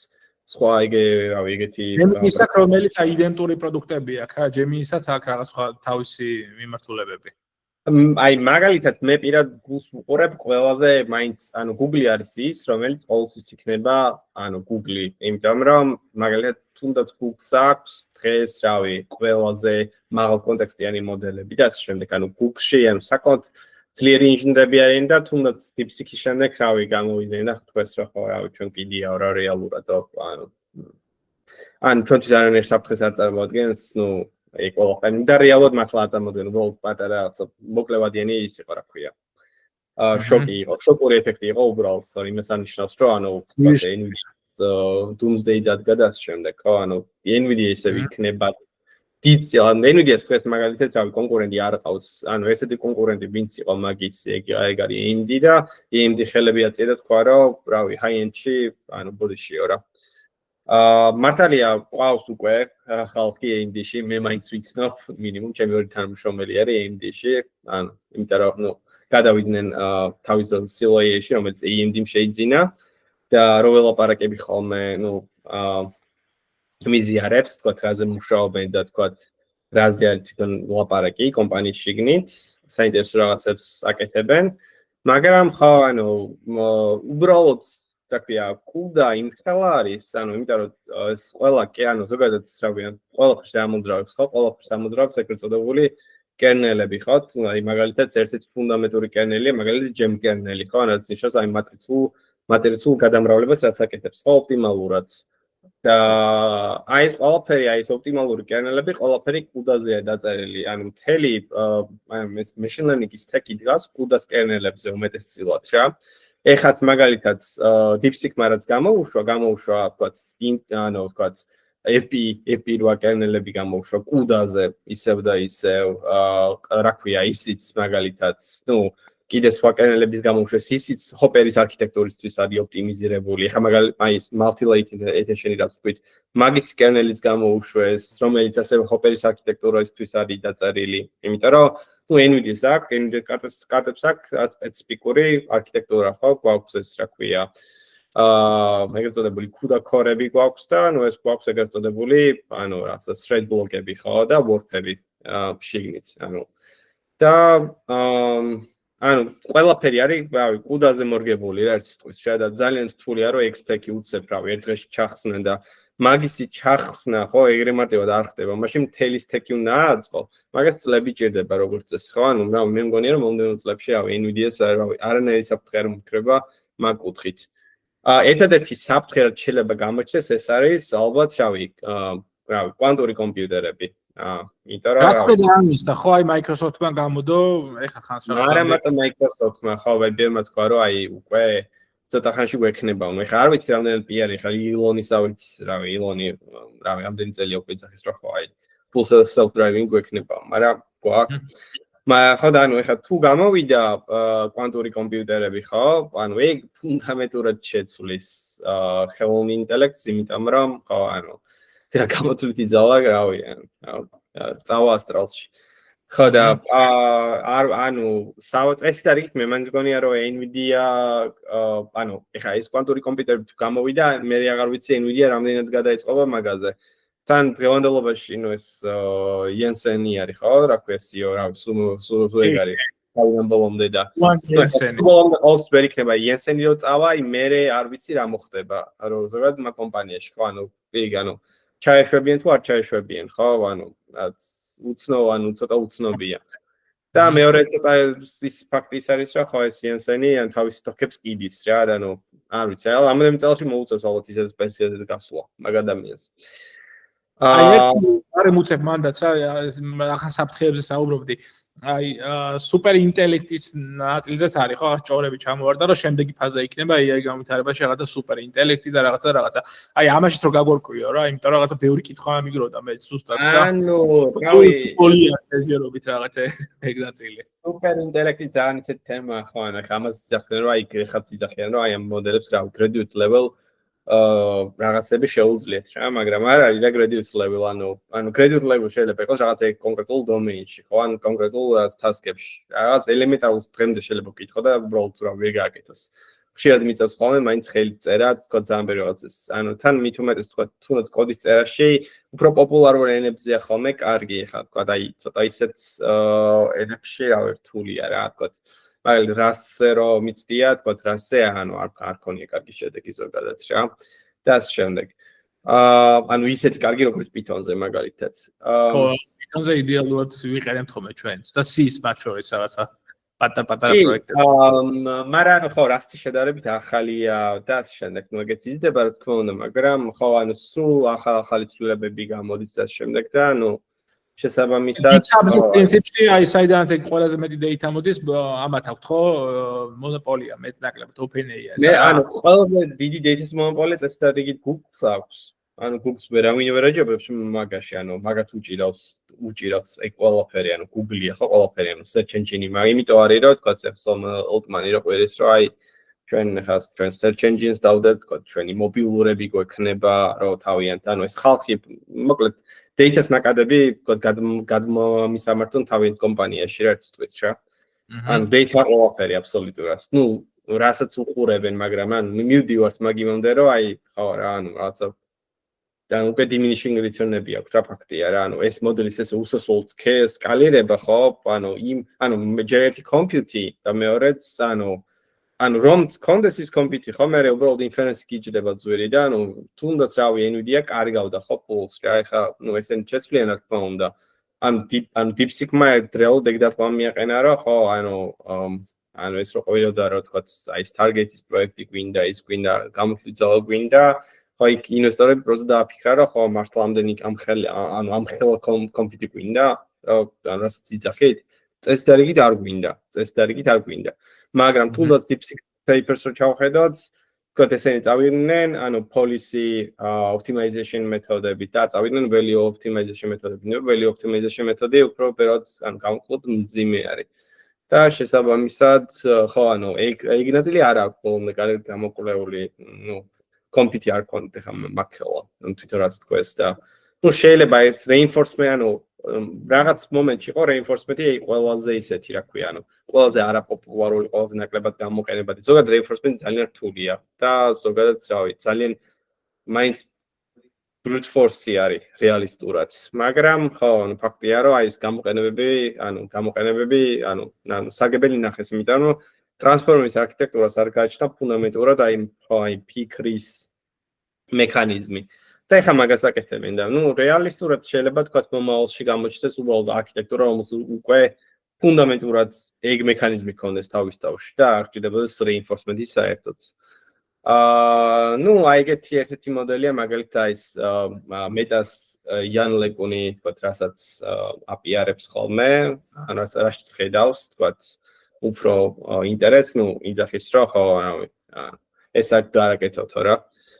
მაგის მაგალითად არის ეს JPA მოდელები, ხო, რაღაცა joint embedded მოდელები, სადაც რეალურად ყველა მოკლედ რაღაც უკვე ლატენტურ სივრცეებში ხდებოდეს ყველაფერი რა. ანუ ფაქტიურად ფიქრი ყველაფერი აბსოლუტურად რა. და ნუ არსებობს JPA foundation მოდელები, უდევთ რაღაცები ხალხს გაუჩნია კიდეც, ვთქვათ, და ამ შემდეგ, მაგრამ ხო, ნუ დღევანდელობაში აღკარგად არ არის პოპულარული. მომავალში იქნება ღმერთმა უწევს, ანუ ვინ რას აღმოაჩენს და ასე შემდეგ. მაგრამ ფაქტია, რომ ერთადერთი ტრენდი დღევანდელობაში რაც არის, რომ მიდის გამტარებული ოპტიმიზაცია მოდელების და ცდილობენ ამ მოდელების კომპრესიის შემცირებას, რომ ნუ ფაქტიურად edge-ზე გადაიტანონ სავარაუდოდ რა. ალბათ ეგ იქნება, რომ ყველაზე ღირებული იქნება, რომ ეს პატარ-პატარა მოდულარული, ვთქვათ, language მოდელები და ძალიან პატარა device-ებზე გაუშვა და ყველაფერში კონდეს ეგ რა. რომელიც კონკრეტულ რას გააკეთებს და ნუ შეგვიძლია მაგათ მე აგენტების დავარქვათ. აი Google-მა გონიქნა ხო რაღაც თავის ხელსაწყოებში ჩააშენა Google Docs-ში, Drive-ში, რაღაც slide-ში და შემდეგ და მე მგონი რაღაც ოპტიმიზაციაც როგორც მობილურ ვერსიაში ყველაზე ესეთი აქვს, მეტნაკლებად უფრო უკეთესი ხო, ვიდრე სხვა მოდელებს მაგალითად. ეს მობილურებიც იხვეწება, უფრო და უფრო მძლავრი ხდება და ნუ შესაბამისად ხო, ანუ თემა ის არის, რომ ანუ პირველი ვინა, ანუ რეალისტურად ხა ისე არ არის, რომ ანუ მე საერთოდ აღარ მეშინია იმისი, რომ ანუ ვიღაცა მონოპოლიზაციას გავუკეთეთ რაღაცას ოდესმე, ანუ ამ ყველაფრის ანუ ამ სტილში მაინც ანუ მონოპოლიზაცია ვერ მოხდება, იმიტომ რომ ანუ ყველა დამოკიდებულია, ანუ ყველა თანხდება უკვე იმაზე, რომ თავიდან ბოლომდე open research-ზე უნდა იყოს დაფუძნებული რა, ეხლა თქო OpenAI რო იყო თქო რა თქო GPT S4 რაც გამოუშვეს მე Omni ხო? საერთოდ ერთ-ერთ არ გამოუქვეყნებიათ საერთოდ. ხო, რაღაცა ისე უშუალოდ შემოვარდა უბრალოდ აპდეიტი. ეს O1 რასაც დაარქვეს, ხო, უნდა დაარქვეს Strawberry თუ რაღაც ჯანდაბა თუ Q-Star-ი თუ რაც უნდა დარქმეოდა. რეალურად, ხო, ანუ უბრალოდ ნათქვამი არ ქონდა, ანუ დეტალები არ ქონდათ, მაგრამ აი გამოვიდა, ხო? დააგდო, ანუ DeepSeek-მა და ანუ რეალურად ან თავიდან ბოლომდე, ну ისე ცნობილი იყო ფაქტიურად როგორც აკეთებდნენ დაახლოებით, მაგრამ ძალიან ელემენტარული რაღაცა აღმოჩნდა, რომ არის ძალიან ელემენტარულად შეგიძლია თქვა გააკეთო იგივე მოდელი, იგივე ეგრეთ წოდებული ფიქრის მოდელი. მე ხალხი ადგა და უკვე ჰიბრიდული მოდელი დადეს, ხო? აი ბევრად კარგი არის თუნდაც იმაში, რომ თქვა პროდუქციაში გამოიყენებ. ანუ ვარტის შეკითხვაზე არის ფიქრობს ბევრს რა, ანუ რაღაცა შეიძლება რა 1-10 ტოკენი დაგენეროს და მე უკვე დაგიწეროს პასუხი. აუ ერთი ცოტა ძალიან ისეთი კითხვა მაქვს, იმიტომ რომ ჩემ რამდენიმე კვირა განსაკუთრებით ვამუშავებ ეს მაგაზე, რაღაც ბევრ ალტერნატივას ფიქრობ რა, ნუ ეხა რობოტიკას ბოლო წლებში განსაკუთრებით, ხო, ნუ ძალიან მაგად ვითარდება და ბევრი კომპანია ასევე აწარმოებს ჰუმანოიდ რობოტებს, ხო, Elon Musk-დან დაწყებული რა, სხვა დიდი კომპანიები, როგორც მაგალითად Boston Dynamics და შემდეგ რა და აი ამათი მიქსი მაგალითად AI-ის და აი ამ რობოტების მიქსი რამდენად მალე წარმოგიდგენია და თუ ეს მოხდება რა შეცვლის კიდევ ცოტა სხვა სულაც წარმოგადგენია ხა მინდა მაგრამ თუ მიფიქრია მაგაზე და წარმოგიდგენია ერთი შენი აზრით რომ გაგვიზია რომ ძალიან დაგვეხმარები იმიტომ რომ მე ცოტა სკეპტიკულად უყურებ იმიტომ რომ წარმომიდგენია AI რომელიც რაღაცა მეტნაკლებად უფრო დამუშავებული აზრობრივი მოდელი არის და რობოტი რომელიც რაღაცა მექანიკური ნაწილია ხო და ადამიანთან მეტნაკლებად ყველაზე მეტად მიმსგავსებული ხო ანუ მინიმუმ მომსახურების და ფიზიკური შრომის სფეროებში განსაკუთრებით ხო აქ Elon Musk-მა რაღაც სიგიჟეები დაწერა რომ რაღაცა რობოტი არმიების გაკეთება ანუ რობოტების არმიის გაკეთება უნდა და ამ შემდეგ აი ძალიან ბევრი რაღაც მოგაყარე მაგრამ აი თუ ამ მიქსს ხედავ და როგორ ხედა მომავალში ეგ მაინტერესებს შენ არც მე ზოგადად რობოტიკის კუთხით საერთოდ დაფიქრობ ხოლმე ანუ ერთი მე პირად მარადმირას მიმაჩნია ხო ანუ რატო ქმნიან რობოტებს ადამიანური ფორმით რომელიც შეიძლება საერთოდ არ არის ოპტიმალური ვთქვათ ფორმა რა ანუ რატო არ აქვს 8 ხელი ხო რატო არ აქვს 9 ხელი ანუ ამ შემდეგ ანუ რატო უნდა ქონდეს ადამიანის ფორმა ხო ну ისევ და ისევ ანუ ეგ უბრალოდ გამარჯვებისაა თუ ასაუბარი რატო 2 მაგალითად და არა 8 ხო თუნდაც რაც ხო ანუ პრაქტიკულად ანუ პრაგმატულად რო შეხედო ყოველს პრაქტიკული რა იქნება ანუ ადამიანის ფორმა საერთოდ არ არის ანუ პრაქტიკული ხო მაგრამ ეს უბრალოდ ხო აი გაყიდვადობის და იმის თემა არის ხო ანუ რა თქმა უნდა არსებობდეს და ანუ არა მარტო ხო ბევრი ინდუსტრია არის სადაც ადამიანის ფორმა დაჭირდებათ რა ხო და თუნდაც მოდელებში და ასე შემდეგ მაგრამ ანუ ანუ ადრე თუ გვიან გამოვა კი, იმიტომ რომ თუნდაც აი თუ შევხედოთ, ხო აი უკვე ყველა გადათვლია, უკვე მათალი language modeling-ზე ხდება და ხდება თქო ოპერირება, მაგრამ ნუ ყველა აღიარებს იმ ფაქტს, რომ ხო, ანუ მარტო ტექსტური სიგნალი არ არის საკმარისი იმისთვის, რომ ანუ ძალიან მძლავრი სისტემა შექმნა, ხო, გინდა, რავი, ანუ ეს უფრო მეტი ინფორმაციის ამოღება შეგვიძლია, თქო, ვიდეოებიდან და ასე შემდეგ. ორი წამი, მაგრამ იმას ვიზამ. ხო, მეც ბარემ შევაჯამებდი ნაწილობრივ, რომ პირველ რიგში მადლობა მინდა კიდე გადაგიხადო, იმიტომ რომ ძალიან საინტერესო იყო და მაყურებელს და მსმენელს, ვინც ამას უყურებს და უსმენს, შეიძლება ბოდიშს მოუხადო, იმიტომ რომ ჩემი ინტერესიდან გამომდინარე, ვცდილობდი რაღაც კითხვებს ჩაღრმავებოდი და თუ რამე მეტი გაინტერესებთ, სწორედ მაგით არის საქართველოს ხელოვნური ინტელექტის ასოციაცია, ამ ვიდეოს ქვეშ, რომელიც სოციალური ქსელშიც არ უნდა დაიდოს, აუცილებლად დაწერეთ კითხვები და შემდეგი ვებინარები, შეხვედრები, სხვა ვიდეო საშუალებებით აუცილებლად გიპასუხებენ, მოკლედ ამ კითხვებზე არ გამოტოვოთ ეს შანსი გაყევით ნებისმიერ სოციალურ ქსელში. ეხლა შეგვიძლია რომ აი ჩემი რაღაცა ნაწილი კითხვა-პასუხების ჩავამთავროთ. მე კიდევ ერთხელ მინდა მადლობა გადაგიხადო, იმიტომ რომ მე რაღაც დილეტანტი არ ვიყავ ტექნიკურად ამ სიღრმეებში ჩასული, კიდე დამაკდა ალბათ კიდევ უფრო მეტი ცოდნა, უფრო მეტი ტექნიკურ საკითხებს ჩავაღრმავებოდი ჩვენთან კომუნიკაციის დროს, მაგრამ მიხარია რომ ბევრი სტუმარი გყავს ეხლა ამ შეხვედრაზე და თუ რამე კითხვა გაქვთ, შეგვიძლია რომ აი კითხვა-პასუხის რეჟიმზეც გადავიდეთ. კი, მეგობრებო, შეგიძლიათ Q&A ფუნქცია გამოიყენოთ და გამოგზავნოთ კითხვები და ვცდებით, რომ თქვა პასუხი გავცეთ ყველას, თუ გაქვთ კითხვები. ხო, სამ კითხვები არ არის, შეგვიძლია რომ დაამთავრო ბარემ რაღაც რობოტიკის. რობოტიკას ხო, იმას ვიტყოდი რა, ხო, ანუ ადრე თუ გვიან კი, ანუ რობოტები გვეყოლებათ, ამ ბევრი რობოტი გვეყოლება, მაგაზე ორი აზრი არსებობს, ნუ ყავს რეალურად რობოტები, თუნდაც თქვა, დრონები უკვე რობოტებია, ხო, თქვა, გვიანი რობოტები არის, იმიტომ რომ ანუ ომში ძალიან დიდი წარმატებით იყენებენ. ნუ არის ხო, ეხლა გამოვა უფრო აი, თქვა, სახლის დამლაგებელი და ასე შემდეგ, ხო, თქო, რომელიც იმზადავს. აი, ეხლა გვარი ერთი კომპანია, რომელიც უშობს ისეთ რობოტს, რომ შეგვიძლია რაღაცა ჩვენ თვითონვე ასწავლოთ, თქვა, ახალი სკილები, ხო? და თქვა, რავი, ეს მე სკილები ჩატვირთვადი იყოს, ნუ ყველა რობოტი ბოლოს ეგეთი იქნება, ანუ რომ აპდეიტები გამოუვა, ხო? როგორც თქვა, Tesla-ს მანქანებს გამოსდით და ნუ, ხო, ანუ ამ სკილსებს იმასიზამი გაიუმჯობესებენ ხოლმე. და ალბათ რავი, 10 წელში ერთხელ მოგიწევს, ალბათ რავი, ახალი რობოტი შეძენა. 5 წელში ერთხელ, რავი, მანქანებს როგორც იცვლიან ხოლმე, როგორც წესი. და ნუ, აი ყველაფერი გამოვა, მაგრამ ჯერ უნდა დაიხვეწოს აი ეს მულტიმოდალური მოდელები, ხო? თავისთავად და მულტიმოდალურობაში კიდე, ნუ, გვაქვს რა თქმა უნდა დიდი პროგრესი, ყოველჯერზე იხვეწება ეს ანუ ვიზუალური თემების იხვეწება, მაგრამ ანუ ზუსტად ეგ არის, ხო, ეს ჯეპარო ვახსენე, ანუ უნდა კონდეს, ანუ ამ მოდელებს არ გააჩნიათ რეალურად ეგრეთ წოდებული world მოდელი, ხო? ანუ და ის ჯეპა მოდელი, ანუ ჯეპას თემი მოგა მეგარი, რომ რამენაირად კონდეს, ანუ სამყაროს მოდელი კონდეს, but modelში, ანუ ფაქტიურად შიდა ფიზიკა კონდეს მოდელს, ხო? ანუ და ანუ შესაბამისად მე უკვე ეცოდება თქვა ინტერაქციები როგორ უნდა აკეთოს და შემდეგ, ანუ იმ სამყაროში ისწავლოს ყველაფერი რა. და მე უკვე ერთ-ერთი გადმოითარგმნება რეალობაშიც. იმიტომ რომ თუ იმისი თუნდაც აპროქსიმაცია ჩადე უკვე თქვა მოდელში, ხო? უკვე კაია. რავი, ეგ არის ჩემი ხედვით რომ იქნება რა. საწაო. ჯერჯერობით ესე იგი არ უნდა გვეშინოდოს რომელიმე სამეცნიერო ფენტეზის, ხო, რაღაცა AI რობოტების დომინირება მსოფლიოზე და რაღაცა.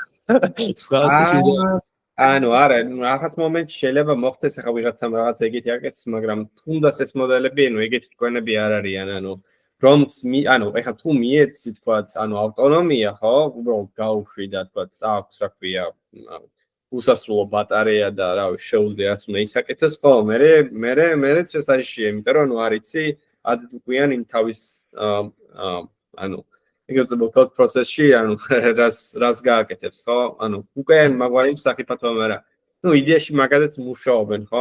აი super alignment რაც იზახი, ანუ ეს ყველაზე დიდი ფუნდამენტი ალბათ ის იყო, რა ქვია, დაპირისპირება იყო, თქვა, აი სუწევერსა და იმას შორის, ხო? თქვა, ელტმან შორის, რომ ნუ ეს აწვებოდა, რომ ხო, აი ის გვჭირდება რეალურად, ანუ alignment-ი გვჭირდება და ანუ ესე პროსტა არ უნდა უშვათ მოდელები, ნუ ცოტა გადამეტებული იყო ჩემი აზრით, რავი, სუწკევერის ისინი, მაგრამ ანუ ვერ იტყვე რომ დებილია, ანუ ერთ-ერთი პიონერია საერთოდ ამ თემებში და ანუ მე როგორც დაჟე ილონ მასკიც წინააღმდეგი იყო ზოგადად AI მოდელების განვითარების და ასევე რობოტიკის განვითარების და მე ილონ მასკი იმიტომ იყო წინააღმდეგი რომ ხო იმ მომენტში არ ქონდა თორე ხა კითხე რომ უნდა თუ არა ვიცი ყველაზე დიდი კლასერი მაგან აწყო ბოლოს ან თუ არ უნდა და ანუ ზოგადად ილონს რავი არ დაიჯერება როგორც ეგეთი ეგრად გვერდება უფრო და უფრო ვერესი ხდება პლუს მაგრამ პოლიტიკური ძალაუფლება ცალკე მიემატა და უფრო მეტი ის მოთხოვნილება დაუყარა. კატასტროფა ადამიანია. რაღაც ხელი იყო მგონი აწეული, ხო რაღაც კითხვა არის.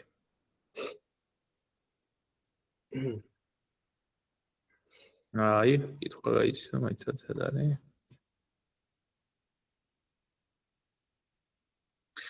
ხო, რომელ open source მოდელს გაუწევთ რეკომენდაციას, ეგეთი კითხვა იყო.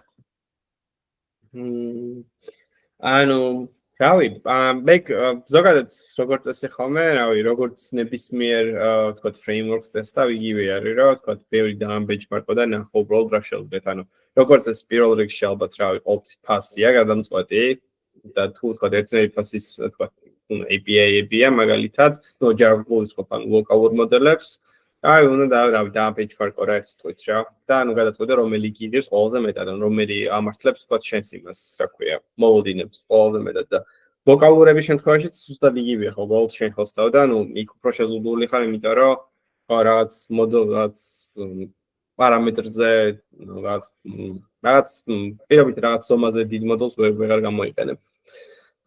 იმიტომ რომ უბრალოდ hardware-ი არ გიწევს ხელს. მაგრამ მე პირად ყოველთვის მიჩვენე open source მოდელების გამოყენება და ზოგადად რავი პროექტების უმეტესობა მე რაც ვიყურებ ყოველთვის ითხოვს რომ თქვა ეს data-ს გატანა არ ხდებოდეს თქვა გარეთ რა ანუ ყოველთვის იყოს მოდულარული და ნუ ეს ენკაპსულირებული ყველაფერი. ანუ აქ არის რაღაც კითხვებია კონკრეტულ დარგებსთან მიმართებაში, აი სამშობლო ინდუსტრიაში თუ არისო გამოყენება AI-სო და თუ ხედავთო ამის ინტეგრირების რაღაცა საშუალებასო შემდეგ წლებშიო, ხო ახალ პერიოდში. მე მგონია რომ აბსოლუტურად ყველა სფეროში შევა. სადაც ადამიანი რა ქვია, საქმიანობს, ხო? ანუ იგივე შეიძლება ზუსტად, ანუ მაგაზე ანუ იმიტომ თუნდაც თქვა ინფორმაციული კუთით ყველგან შეიძლება რომ გამოიყენო, ხო? თქვა მშენებლობაში, ხო? თქვა ალბათ ვიზუალური მოდელების დაგჭირდება მე, მაგრამ ეგენიც ადრე თუ გვიან გახდება, ანუ ფართოდ გამოყენებადი. ეხა რთული ხა ანუ მობილურზე არ გაქვს რა მინიმუმ რა, მან თქვა კამერა რო ჩართო და live რეჟიმში რო თქვა რაღაცები, ანუ გელაპარაკოს რა, ანუ ჯერ ეგეთი ეფექტურობა არ აქვს, მაგრამ ცოტა ხანში იქნება. მისტრალზე იყო მგონი შეკრება. მისტრალზე იყო, ხო, მისტრალზე გითხრათ ერთი. მისტრალი, ანუ მე მაგალითად რა მისტრალი ძალიან მომწონს ეგ ხალხი ზოგადად, იმიტომ თან ერთი რავი, ყველაზე რავი, ალბათ ერთადერთი ევროპული კომპანია, რომელიც ასე თუ ისე თქვა კონკურენციას უწევს სხვებს, მაგრამ ხო რავი, ამ ბოლო დროს დიდად რავი, მაგათი აქტიურობა აღარ მინახავს. ანუ რა თქმა უნდა, აქონი რაღაც ისინი ქონდათ, ანუ გამოუშვეს ახალი მოდელები, მაგრამ ფაქტია, რომ ხა აი ბოლომდე cutting edge-ზე ვერ მუშაობენ, იმიტომ რომ ნუ რეალურად ევროპა, ბევრი ბიუროკრატია ამან, რავი, ბევრი რაღაცის მოპოვება არ შეუძლიათ, ამ ძალიან ბევრი რეგულაცია აქვს ზოგადად ევროპაში. და რეგულაციების სულშიც რა. აი დღეს ვფიქრობდი კაკას მაგაზე, რომ აი ამ თუნდაც ტექნოლოგიურ სიახლეებში წარმოების კუთხით ან ზოგადად შექმნის კუთხით, ხო? აქეთ გვაქვს ამერიკა და აქეთ გვაქვს ჩინეთი, ხო? და ანუ ევროპის ნაწილს მე მგონი ყველაზე მეტად უწევს მათ, ხო? იმის მიხედვით რომ ბევრი წარმატებული ესეთი кейსი აქვს, მაინც დომინირებას ეს ორი მხარე აკეთებს და ევროკავშირი თავისი რეგულაციებიდან გამომდინარე, აი ესე ძალიან უკანა ფლანგზე არის ხოლმე ყოველთვის რა, იმიტომ რომ ბევრი ადამიანის უსაფრთხოება, იქ რაღაცა პირადი ინფორმაციების ძალიან მკაცრი რეგულაციები აქვს და შესაბამისად ის რეგულაციები, რომლებიც ადამიანების პირად კუთვნილებას, ინტელექტუალური იქნება თუ სხვა, უფრთხილდება, ცუდად მოქმედებს ზოგადად AI-ის გაცვლაზე, იმიტომ რომ ბევრი data აღარ შედის, ხო ესეა. კი, ანუ ეგ ფუნდამენტურია და რავი, ადრე თქვენ ალბათ მიხვდება ევროპა რა, ხო, ანუ არა და პირიქით, ხო, ანუ რეგულაციაზე აწყობენ და ხო, ანუ ამის, ანუ რამდენად სწორი, ანუ ზოგადად რეგულაცია უნდა იყოს ხო data-ს დაცლობის კუთხით, მაგრამ ანუ ესეთ დაცული რა ყოფილიყო ყველაფერი, ხო, ანუ ეს სისტემები არ იარსებებდა, ხო, ფაქტია. ანუ მაგალითად ძალიან მარტივი ფაქტია, რომ თქვათ მეტამ გამოიყენა თქვათ ეს რა ქვია თუნდაც 80 ტერაბაიტი თქვათ data და ვიღაცამ პირობით რაღაცა არ ვიცი ну 80 ტერაბაიტზე მეტი და ვიღაცამ პირობით მაგისი მეოთხედი გადმოწერა იმიდან რა ქვია ტორენტიდან და ტიპი ციხეში რა ხო და ну ეგეთი რაღაცები ხო ანუ არ უნდა ხდებოდეს რა ანუ თუ თქვათ ვიღაცას ჭი ან თუ სამართალი გინდა თუ ჭი ვიღაცას მაშინ ყველაფერი უნდა დაისაჯოს და ანუ ევროპაში ხო აი ეს ჩაკეტილობა მოკლედ მაგრამ ან ძალიან უკან წევს თუნდაც ამ development-ს რა მაგრამ ხო რავი აი ვნახოთ რა იქნება მომავალში აქ არის კიდევ ერთი კითხვა რომ საბოლოოდ ჩინელები ამერიკელებზე ჭკვიანები არიან თუ არა ანუ რამე უფრო დიდს მიაგნეს თუნდაც ამისთვის ბაზა ამერიკული ყოფილიყო ანუ DeepSeek-ის ის არის ალბათ რა ანუ რაღაცა ანუ ჭკვიანობა ის თემაა რავი ანუ ეგ ის თემა არის რომ ანუ ერთი ადამიანი და მეორე ადამიანი რო აიღო და თქვა რომ აი ეს უფრო ჭკვიანია ვიდრე ეს შეიძლება ერთი ადამიანი მეორეზე უფრო ჭკვიანი იყოს და ანუ სრულად არ იყოს საკმარისი რომ თქვა ანუ რეალისტურად შედეგობრივად ერთმა ანუ ამ უფრო ჭკვიანმა აჯობოს ანუ მათი მიღწევა იმდენად დიდი არ არის რომ ამ გიგანტ კომპანიებს დიდი დრო დაჭირდეთ პირობითად იგივე ტექნოლოგიისგან გაუმჯობესებული არა აქვს ფაქტია ანუ ჩინეთს აქვს უკვე ანუ ჩინეთს აქვს ანუ თლიანობაში რომ შეხედოთ თუნდაც თქვა სტატიებს ხო ანუ სტატიების გამოცემის რეიტს ხო ანუ მათ არის ჩინეთში ბევრი გამოდის და ბევრი თქვა ის არის გადმომღერებულია ხო რეალურად არავინ არ აკონტროლებს მაკდონელდზე პლაგიატი არის ძალიან ბევრი მაგრამ თლიანობაში ანუ ჩინეთი არის მილიარდზე მეტნი არიან ხო ანუ ფაქტია რომ სანუ მილიარდში ეხოლება ხო საუკეთესო ტვინებიც ხო და ანუ ზოგადად იმის თქმა რომ თქვა ერთი აჯობებს მეორეს ანუ დღეს მაგალითად ამერიკა ინარჩუნებს რა იმიტომ რომ ყველაფერი არის ამ ამერიკულ სტანდარტზე არის ჩავთვალოთ რა ეს NVIDIA-ც მაგათია ისიც მაგათია თქვა ეს ჩიპებიც ფაქტიურად მაგათი არის, ну კი ჩინეთი ცდილობს თავიანთი ჩიპების წარმოებას და ასე შემდეგ, მაგრამ ხო ანუ ხა TSMC-ს მაგალითად რავი, მაინც ვერ უწევენ კონკურენციას რა და ხა მომავალში რა მოხდება ხა თქვა ტაივანში შევა ჩინეთი თუ არა, რომ შევიდეს რა, ანუ ადაგებენ დაშლიან იმ კლიენტს აწარმოს და გადაიტანენ. ანუ არც მაგის პრობლემა არ აქვს ამერიკას რა, თლიანობაში. და დღეს ანუ ეგ ჰეგემონია აქვს რეალურად, ანუ რეალისტურად რა, ანუ ჩიპების კუთხით, ანუ ჩინეთს ფაქტია, რომ ნუ მაგ ხრივ ის არა აქვს, რა ქვია, დიდი თავისუფლება. და თვითონ ანუ ინოვაციის კუთხით, რავი, ისიც ვხედავთ, რომ ხან ერთი დევს ინოვაციას, ხან მეორე, ხან მესამე და ანუ უბრალოდ რავი, კუმულაციური შედეგია რა, ანუ რავი, აკადემიის შედეგია მთლიანობაში და ხა ეროვნებაზე ვერ გამახვილებ. კი შეიძლება ბევრი ჩინელი იყოს, ბევრი ჩინელის ის იყოს, რა ქვია, ნაღვაწი იყოს, თქვა ძალიან ბევრი რაღაცა, მაგრამ ხო ანუ თუნდაც reinforcement-ს რო შევხედოთ, ხო reinforcement-ი რავი, ანუ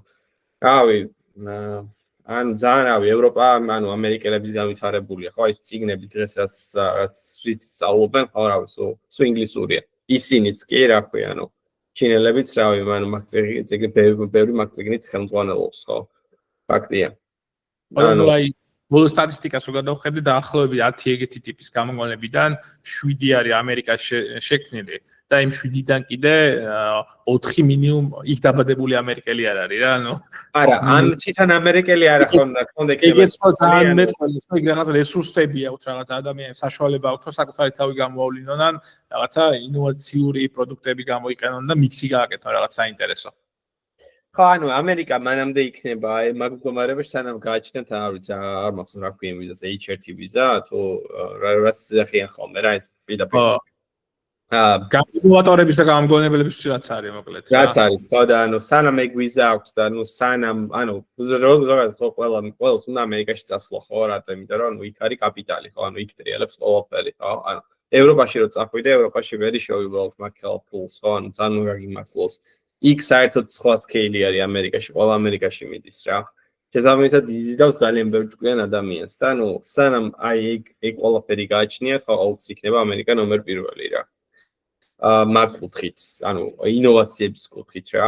მაგრამ იმას არნიშნავს, რომ ჩინეთს მგონია რომ ასე კუძე აზის ჩემი ესეთი პროგნოზებით რასაც უყურებ რა, იმიტომ რომ რაღაცა შედარებით მარტივად გადიან მაინც ჩინელები ფონს რაღაცები. თუნდაც ანუ ვერ ვიტყვით, რავი, ანუ თუნდაც ამ language model-ებს რო შევხვდეთ, ან AI-ს რო შევხვდეთ, ხო, რავი, ან პირველი სადგომ ვითარდა, ხო ფაქტია, რავი, ანუ ამერიკელებმა გააკეთეს რა, ამერიკამ გააკეთა და ანუ ამათმა გადაამღერეს მერე. დიდი ის აღარ უნდა, ხო, იმიტომ რომ ყველაფერი ხსნილი არის. მარტო ის არ არის, რომ ანუ ყველას გონია ხოლმე, რომ აი, ვიღაცამ გააკეთა, ვიღაც ჭკვიანმა ანუ ნებისმიერ შეუძლია რომ გააკეთოს, ადექი წაიკითხე, ისწავლე და გააკეთე. ხო, იგივეს რა, უბრალოდ ხო. შეიძლება ვიღაცამ ბევრად მალე გააკეთოს, თქვა, იგივე რაღაც თორე. ანუ იმას არნიშნავს, ჩვენ არ შეგვიძლია გააკეთებ, ანუ აქაც თავისუფლად შეგიძლია, თქვა, დიდი language model-ი გაცვნა, თუნდაც რავი, ანუ მისტრალის დონეზე გაცვნა language model-ი, ანუ სულ თავისუფლად რავი, რა უნდა მაგის გაკეთებას. აი სანამ მანხარ ეგეთი კითხვაა რომ რას გვირჩევ როგორ შეგვიძლია ახალ ერას AI-ის სამყაროს მაქსიმალურად ფეხი აუწყო და რა თულებს და რა რითი უნდა დაუწყოთ მოკლედ სწავლა AI-შიო რა და ანუ ზოგადად რავი ეგ ცოტა ანუ მე მეცნება ხოლმე ანუ ზოგადად რა ეგეთ ანუ ცუდი შეკითხვა არ არის ზოგადად მაგრამ ანუ როცა გულისხმობთ ბევრს AI ჭირდება ხოლმე გამოყენებითად რა დღევანდელობაში თუ გამოყენებად ჭირდება, ეგ არის ჩათვალე უბრალოდ ხარ API-ს. თუნდაც მაგალითად ლოკალური მოდელების შემთხვევაში, ძალიან ხშირ შემთხვევაში, თქვა და არის მაგალითად რავი, BLM-ი, თქვა სერვისი, რავი შეიძლება ანუ ფაქტიურად ანუ Docker-ი აწიო, თქვა ჩააგდო იქ ნებისმიერი ანუ აწიო ნებისმიერი მოდელი, ანუ BLM Docker-ში და ანუ BLM სერვისით და ანუ ფაქტიურად გაძლევს OpenAI-ს მგავს API-ს რა ერთ-ერთში. ანუ და იყენებ როგორც ნებისმიერ რავი API-ს, ანუ არაფერი არ შეიძლება სხვა რამის სწორნა პირობითად, ну შეიძლება უბრალოდ იცოდე, თქვა რას უშვებ და რა გამოდის და თქვა რა ისინი აქვს პარამეტრები, მეტი არაფერი, ეგრე მუშაობს, რავი, ყველაფერი პროგრამირებაში, ხო? მაგრამ თუ თვითონ რავი კონკრეტულად მართლა AI-ს სწავლა გინდა, ხო, მაშინ რავი, ფუნდამენტურად ეგ უკვე ის არის, ხო? რავი, ან კითხვა არის, ხო, უბრალოდ, ანუ ფუნდამენტურად არის მათემატიკა, ფუნდამენტურად არის, თქვა, მათემატიკაში შეიძლება იყოს, თქვა, ეხლა თქვა, deep learning-ი მეტსწილად არის, რა ქვია, ან თვითონ თეორია არის, რავი, სფერული ალგებრა, სტატისტიკა, რავი, ფიზიკაც არის, რავი, ყველაფერია იდეაში რა, ანუ უბრალოდ აი STEM საგნებს უნდა, ანუ STEM საგნებში უნდა იყო და ანუ იქაც იმდენი მიმართულება ხო ვიღაცები რაღაც საკეთებენ, ვიღაცები რაღაც საკეთებენ. უბრალოდ შენ რაც გაინტერესებს და შენ რაც გონია რომ თქვა იმის გამქაჩველი ხარ ის შეგიძლია რომ თქვა დაჯდე ნელა ფუნდამენტურად ისწავლო რა. ახლა მაგალითად მე რავი პირადად როცა დავიწყე საერთოდ არ ვიცოდი ტრანსფორმერი რა იყო ქონია გასაუბრებიც მაგალითად. მოდი მაშინ მაგ ტრანსფორმერზე ვამ ვამთავრებთ უკვე და რა. ტრანსფორმერზე ვლაპარაკობთ რავი ანუ როცა დავიწყე და როცა მაგალითად მქონია გასაუბრები მაგალითად უცხოურ კომპანიებში და თქვა ონც ისეთ კომპანიებში რომ თქვა ფუნდამენტურად გეკითხებიან თუნდაც მაგ ტრანსფორმერ არქიტექტურაზე პირველად რომ კითხეს მაგალითად რავი attention-ზე მაგალითად ძალიან ისეთი კითხვები ნუ იმ დროს არ მესმოდა რა თქვა ანუ attention-ი კონკრეტულად როგორ მუშაობდა თან ისეთი კითხვები დამისვეს რა ნუ რეალურად ეხლა ჩემთვის ანუ სასწრაფოა კითხვები მაგრამ ნუ იმ დროს ანუ არ ვიცოდი ხა როცა არიცე იმას ვერ უპასუხებ ხო ფაქტია და მე ნელა ავდექი და ანუ მე თვითონ დავიწყე სწავლა ანუ აქ რავი არანაირი რესურსი ანუ ქართული რესურსი არ არსებობს ზოგადად deep learning-ში სიმართლე თქვა დიდად არც ისინი არ მომწონს ხოლმე რა ქვია ეს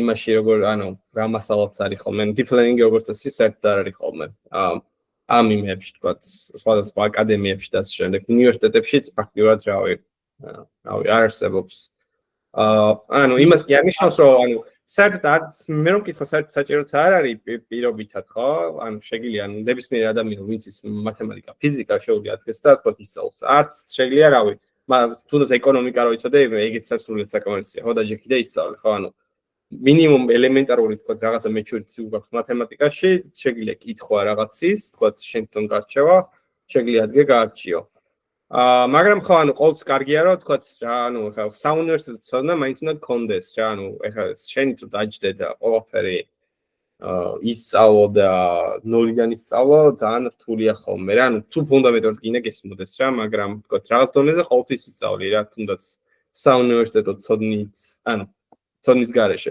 მაგრამ უბრალოდ პრობლემა იმაში არის, რომ მაინც არის საჭირო რომ თქვა არსებობდეს. თუნდაც ანუ არ არის საჭირო რომ მაინც ეს ქართული თქვა ეს ისინი არსებობდეს რა, თქვა ქართული სახელმძღვანელოები, ანუ სახელმძღვანელოს არ სჭირდება არაფერში. ანუ ქართული მასალა არსებობდეს რა. Ну, იყოს თქვა თუნდაც ინგლისური, მაგრამ იყოს კარგად ფუნდამენტურად, კარგად შედგენილი, ხო, თქვა რომ ადამიანს შეძლოს თქვა გაცნობა, იმიტომ რომ თუნდაც 2017 წელს დაიწყო, ხო, 2017 წლიდან იმდენი რაღაც არის გამოსული და ზოგადად როცა იწყებთ მე სწავლას და ფუნდამენტურად გინდა რომ ჩახვიდე სიღრმეში, მე რომ მიდიხარ framework, ანუ რომელი კონკრეტულ framework-ში რო იხედები, არის გიგანტური. და საერთოდ რავი, დღემალზე ჯდები, ანუ სად რა არის და როგორ არის და ანუ ყველგან არის ინფორმაცია, მაგრამ გაბნეულია ეს ინფორმაცია. და თქვა framework-ში, თუნდაც აი Hugging Face-ი რო ავიღოთ, ხო, ყველა მის Hugging Face-ი, ანუ არის დღევანდელი მოდელების GitHub-ი. და ახლა კონკრეტული მოდელების თქვა, რავიო, პატარ-პატარა ცვლილების გაკეთება რო გინდა, ანუ მეცოდე რა, ანუ როგორ არის დაწერილი, ხო, ანუ როგორ მუშაობს, სად რა უნდა გააკეთო და შემდეგ რა. და იმდენი ხლამი არის იქაც დაგროვებული, ანუ იმდენი abstraction level-ი არის, რომ ხო, აი ბოლოს, რავი, შეიძლება ძალიან სიღრმეში მოგიწიოს ჩასვლა, რომ თქვა რაღაც გაასწორო, ან რაღაც ჩაამატო, ან რავი, არ ვიცი. მე დამჭიროებია მაგალითად და რავი, შეიძლება პროსტა იჯდე და თავი უტყარო, აი, თქვა, როგორ გააკეთო, ან რავი, რაღაცა რო არ მუშაობს და როგორ რატო არ მუშაობს. Ну, плюс, რა ქვია, აი, ზუსტად ის იყო მიმი იყო, რომ რა ქვია, ეს იმაზე რო არის ხომ Udemy-ზე შემდეგ კურსები და ანუ ხალხი გადავდა, რომ აი ხო ხალხი აგერ ან Udemy-ზე და Coursera-ზე და იმაზე რავი, პროსტა EA-ის იმითი გამოდიან რა ქვია. ამიმე სერტიფიკატები და აგერ ჩინელო ბავშვებმა თავზე დაგახიესო რა, ანუ მართლა ეგრე არის რა, ანუ ტიპებმა რავი, ანუ რავი, კუდას assembly-ზე დაწერეს ტიპებმა რავი, ანუ რა ჩაკნორისობები რეალურად რა. ხო და მაგაშია საქმე რომ ანუ გააჩნია, ნუ რა დონეზე გინდა რა, ჩასვლა, ანუ ხა ყველას ვერ მოთხოვ ხო, ანუ არც ეს საჭირო მაგალ ბაზარი რეალო, ნუ რეალო და არის რეალურად მაგალ ბაზარი რომ ძალიან ბევრი ეცადოს ჩასვლა სიღრმეში. ეგ ყოველთვის შენთვის არის კარგი, მაგრამ ანუ ძალიან სიღრმეში რომ ჩახვიდე ხო, აი ძალიან, რავი, თავი უნდა აკლარა რეალურად რა, ამ პლუს რა. ალბათ ნიჭიც უნდა საკმაოდ ალბათ მინიმუმ გამოყენების ზონეზე, ხო, თუნდაც API-ის გარჩევა იცოდე. აი და მაგალითად ჩემ შემთხვევაში რავი, ხა მე რომ დავიწყე ხა თქვა, ესენი ხო მაგალითად რავი, ამას წინ გამოუშვა იმან რა ქვია, თქვა, LinkedIn-ს ავაწევ ხოლმე და ხა რაღაცა იმებს რა ქვია, DD-ს გამოუშვეს რა ქვია, თქვა, LinkedIn-ს შევხედე პოსტერად, თქვა, language მოდელებზე DD-ს გამოუშვეს რა, წიგნი. რა ვუყურებ შიგნით და ვუყურებ და ანუ ხვდები რომ ანუ ყველაფერი ვიცი რა, შიგნით რა წერია რა, ანუ თემს ახალი არაფერი არ არის. ხო და ანუ მე ეძებ რეალურად, ანუ კონკრეტ ვიცი რეალურად რაც გინდა რომ იცოდე, მაგრამ ანუ იქ ჩასვლა რთულია. ხა მაგალითად რა მე ყოველს მეტად მაინტერესებს ეს რა ქვია, კვანტიზაციის მიდგომები და ამ შემდეგ რომელიც არის წმინდად მათემატიკური და არა მარტო მათემატიკური, ხო, ანუ ალგორითმული და ამ შემდეგ, ხო? და უბრალოდ აი ეს კვანტიზაციის თეორიაც მაგალითად თუნდაც იმხელა რომ რავი, ანუ არ ვიცი ხომ სად რას მივეპატინო ხოლმე რა, ანუ კი ვიცი რაც უნდა ვისწავლო, მაგრამ ანუ შეიძლება მაგალითად შეიძლება მათემატიკური აპარატი არ მახსოვს, თქვა, ან ის ნაწილი არ მისწავლია ნორმალურად, ანუ მისწავლია და მე არ მისწავლია კარგად. და რავი, ეგრე, ანუ სტატიების კითხვაც ხო, რავი, შეიძლება სტატია, რავი, ერთ-ერთი თვე არჩიო რეალურად, რომ ყველაფერი გაიგო იქიდან. ხო და ეხლა მაგალითად რავი, ბოლოს რაც ვაკეთებდი, ეგ იყო რომ რავი, ანუ მინდოდა ოპტიმიზაციების სწავლა, რავი, დავიწყე, ანუ კუდას სწავლელი მე არ ვარ, ანუ C++-ი მაგდონეზე არ მახსოვს რა, თან პლუს მე ანუ კუდაზე ვწერო. და დავიწყე ტრიტონის სწავლა და ანუ ტრიტონშიც უკვე გავერკვიე. და ყველა საინტერესო ალბათ ის იყო რომ ხო, ანუ გარკვეულიყო მაგალითად თუნდაც flash intelligence იმპლემენტაციაში. და ხო, ანუ big მაგალითად ტრიტონი მაგალითად არის OpenAI-ის რა ქვია, ენა არის, რომელიც ჩავთვალოთ კუდას უკეთებს ropings და შეგიძლია თქვა კუდაზე არ წერო და წერო ტრიტონზე და წერო ოპტიმიზირებული კერნელები, როწოდებული ფიუზირებული კერნელები. რაც გულისხმობს რომ მაგალითად გაქვს ну, ისე და ისე ანუ GPU-ს არქიტექტურაზე მიდიხარ, რომ თუ კი აკეთებ თქვა ზოგადად PyTorch-ში არ ვიცი რა, არ ვიცი, ალბათ ვერც გქონია შეხება ზოგადად რა, ან არ გქონია, მაგრამ PyTorch-ში ნებისმიერი რა ქვია გამო თუ არც აკეთებ, ანუ GPU-ზე როცა აგაქვს ეგრეთ წოდებულ HBM-ში, რაც ნიშნავს high memory bandwidth-ი რა. ეგეთი სტილის მეხსიერება არსებობს. და მე ამ high memory bandwidth რეალურად არის რეალურად გამოთვლებისაც ხდება, ქვია ეგრეთ წოდებული SRAM-ი რა. ჩათვალეთ მეხსიერების ბლოკია, რომელიც სადაც არის ჩატენილი რეალურად ფიზიკურად არსებობს ეგრეთ წოდებული CUDA core-ები და რეალურად thread-ები რა. და ეს thread-ები ფაქტიურად ეგრეთ წოდებულად აწვდიან, ყვებავენ ამ core-ებს, რომ უგზავნიან ინსტრუქციებს რა, ინსტრუქტაჟებს რა, რომ თქო ეს გამოთვლები აკეთონ. და CUDA შემთხვევაში კი მთლიანობაში ხო აი SRAM-ი ხო? SRAM-ს აქვს რაღაცა კონკრეტული არქიტექტურა, ხო? გვაქვს ეგრეთ წოდებული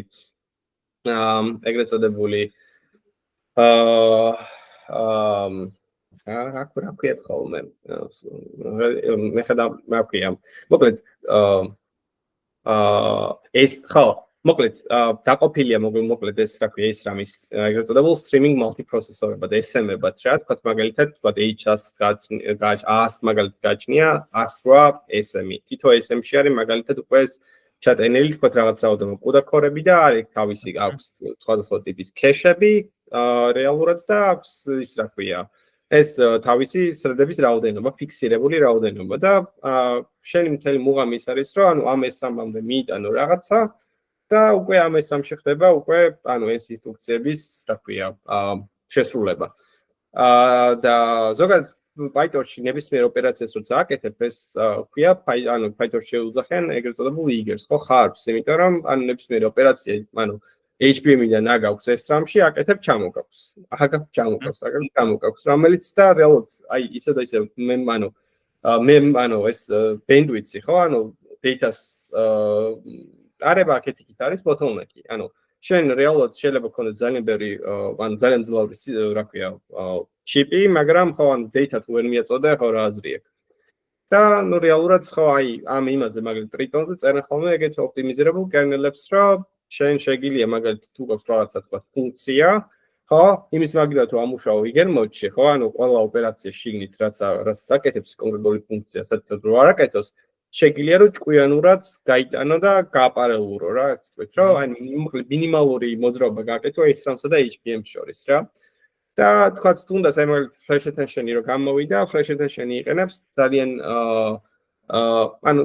წმინდა მათემატიკა არის, რავი, მაგალითად აი softmax ალბათ ყველას გაუგია, აქტივაციის ფუნქცია არის და იყენებენ online softmax, რეალურად online softmax-ის ფორმულირება არის თავიდან ბოლომდე flash attention-ი.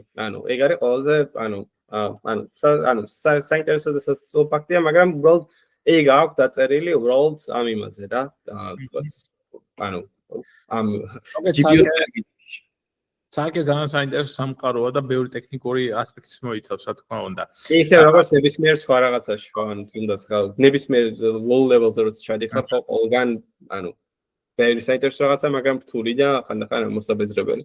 დღევანდელი საუბრით მივხვდი, რომ კიდევ უფრო მეტი სიღრმეა და ბევრი საინტერესო რაღაც ბევრი კითხვა გამიჩნდა უფრო მეტად ვიდრე ვიყავი შემოსული თავიდან, მაგრამ მივხვდი, რომ ჩემთვის საკმარისია ხელსაწყოების გამოყენება და აი API-ის გამოყენებას შეიძლება თუნდაც რა ქვია მარტო API-ის გამოყენებაზე რომ შევჯერდეთ, ხო? თუნდაც ხო დღევანდელობაში ყველაზე საკმაოდ რთული არის მაგალითად რა ქვია.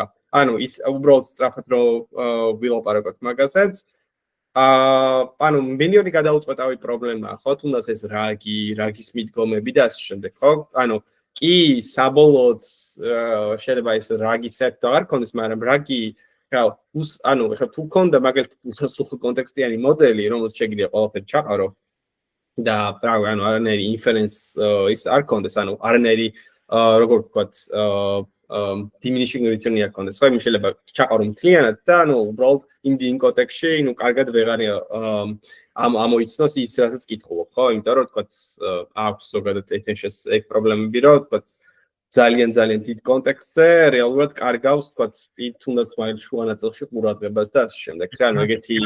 ეგეთი ისინი ახასიათებს რა. ამიტომ ყოველთვის ვცდილობ ხოლმე და პლუს inference-თანაც დაკავშირებული, რაც უფრო დიდი კონტექსტი გაქვს, მით უფრო მეტი დრო ჭირდება ყოველი ახალი ტოკენის რა ქვია დაგენერირებას რა.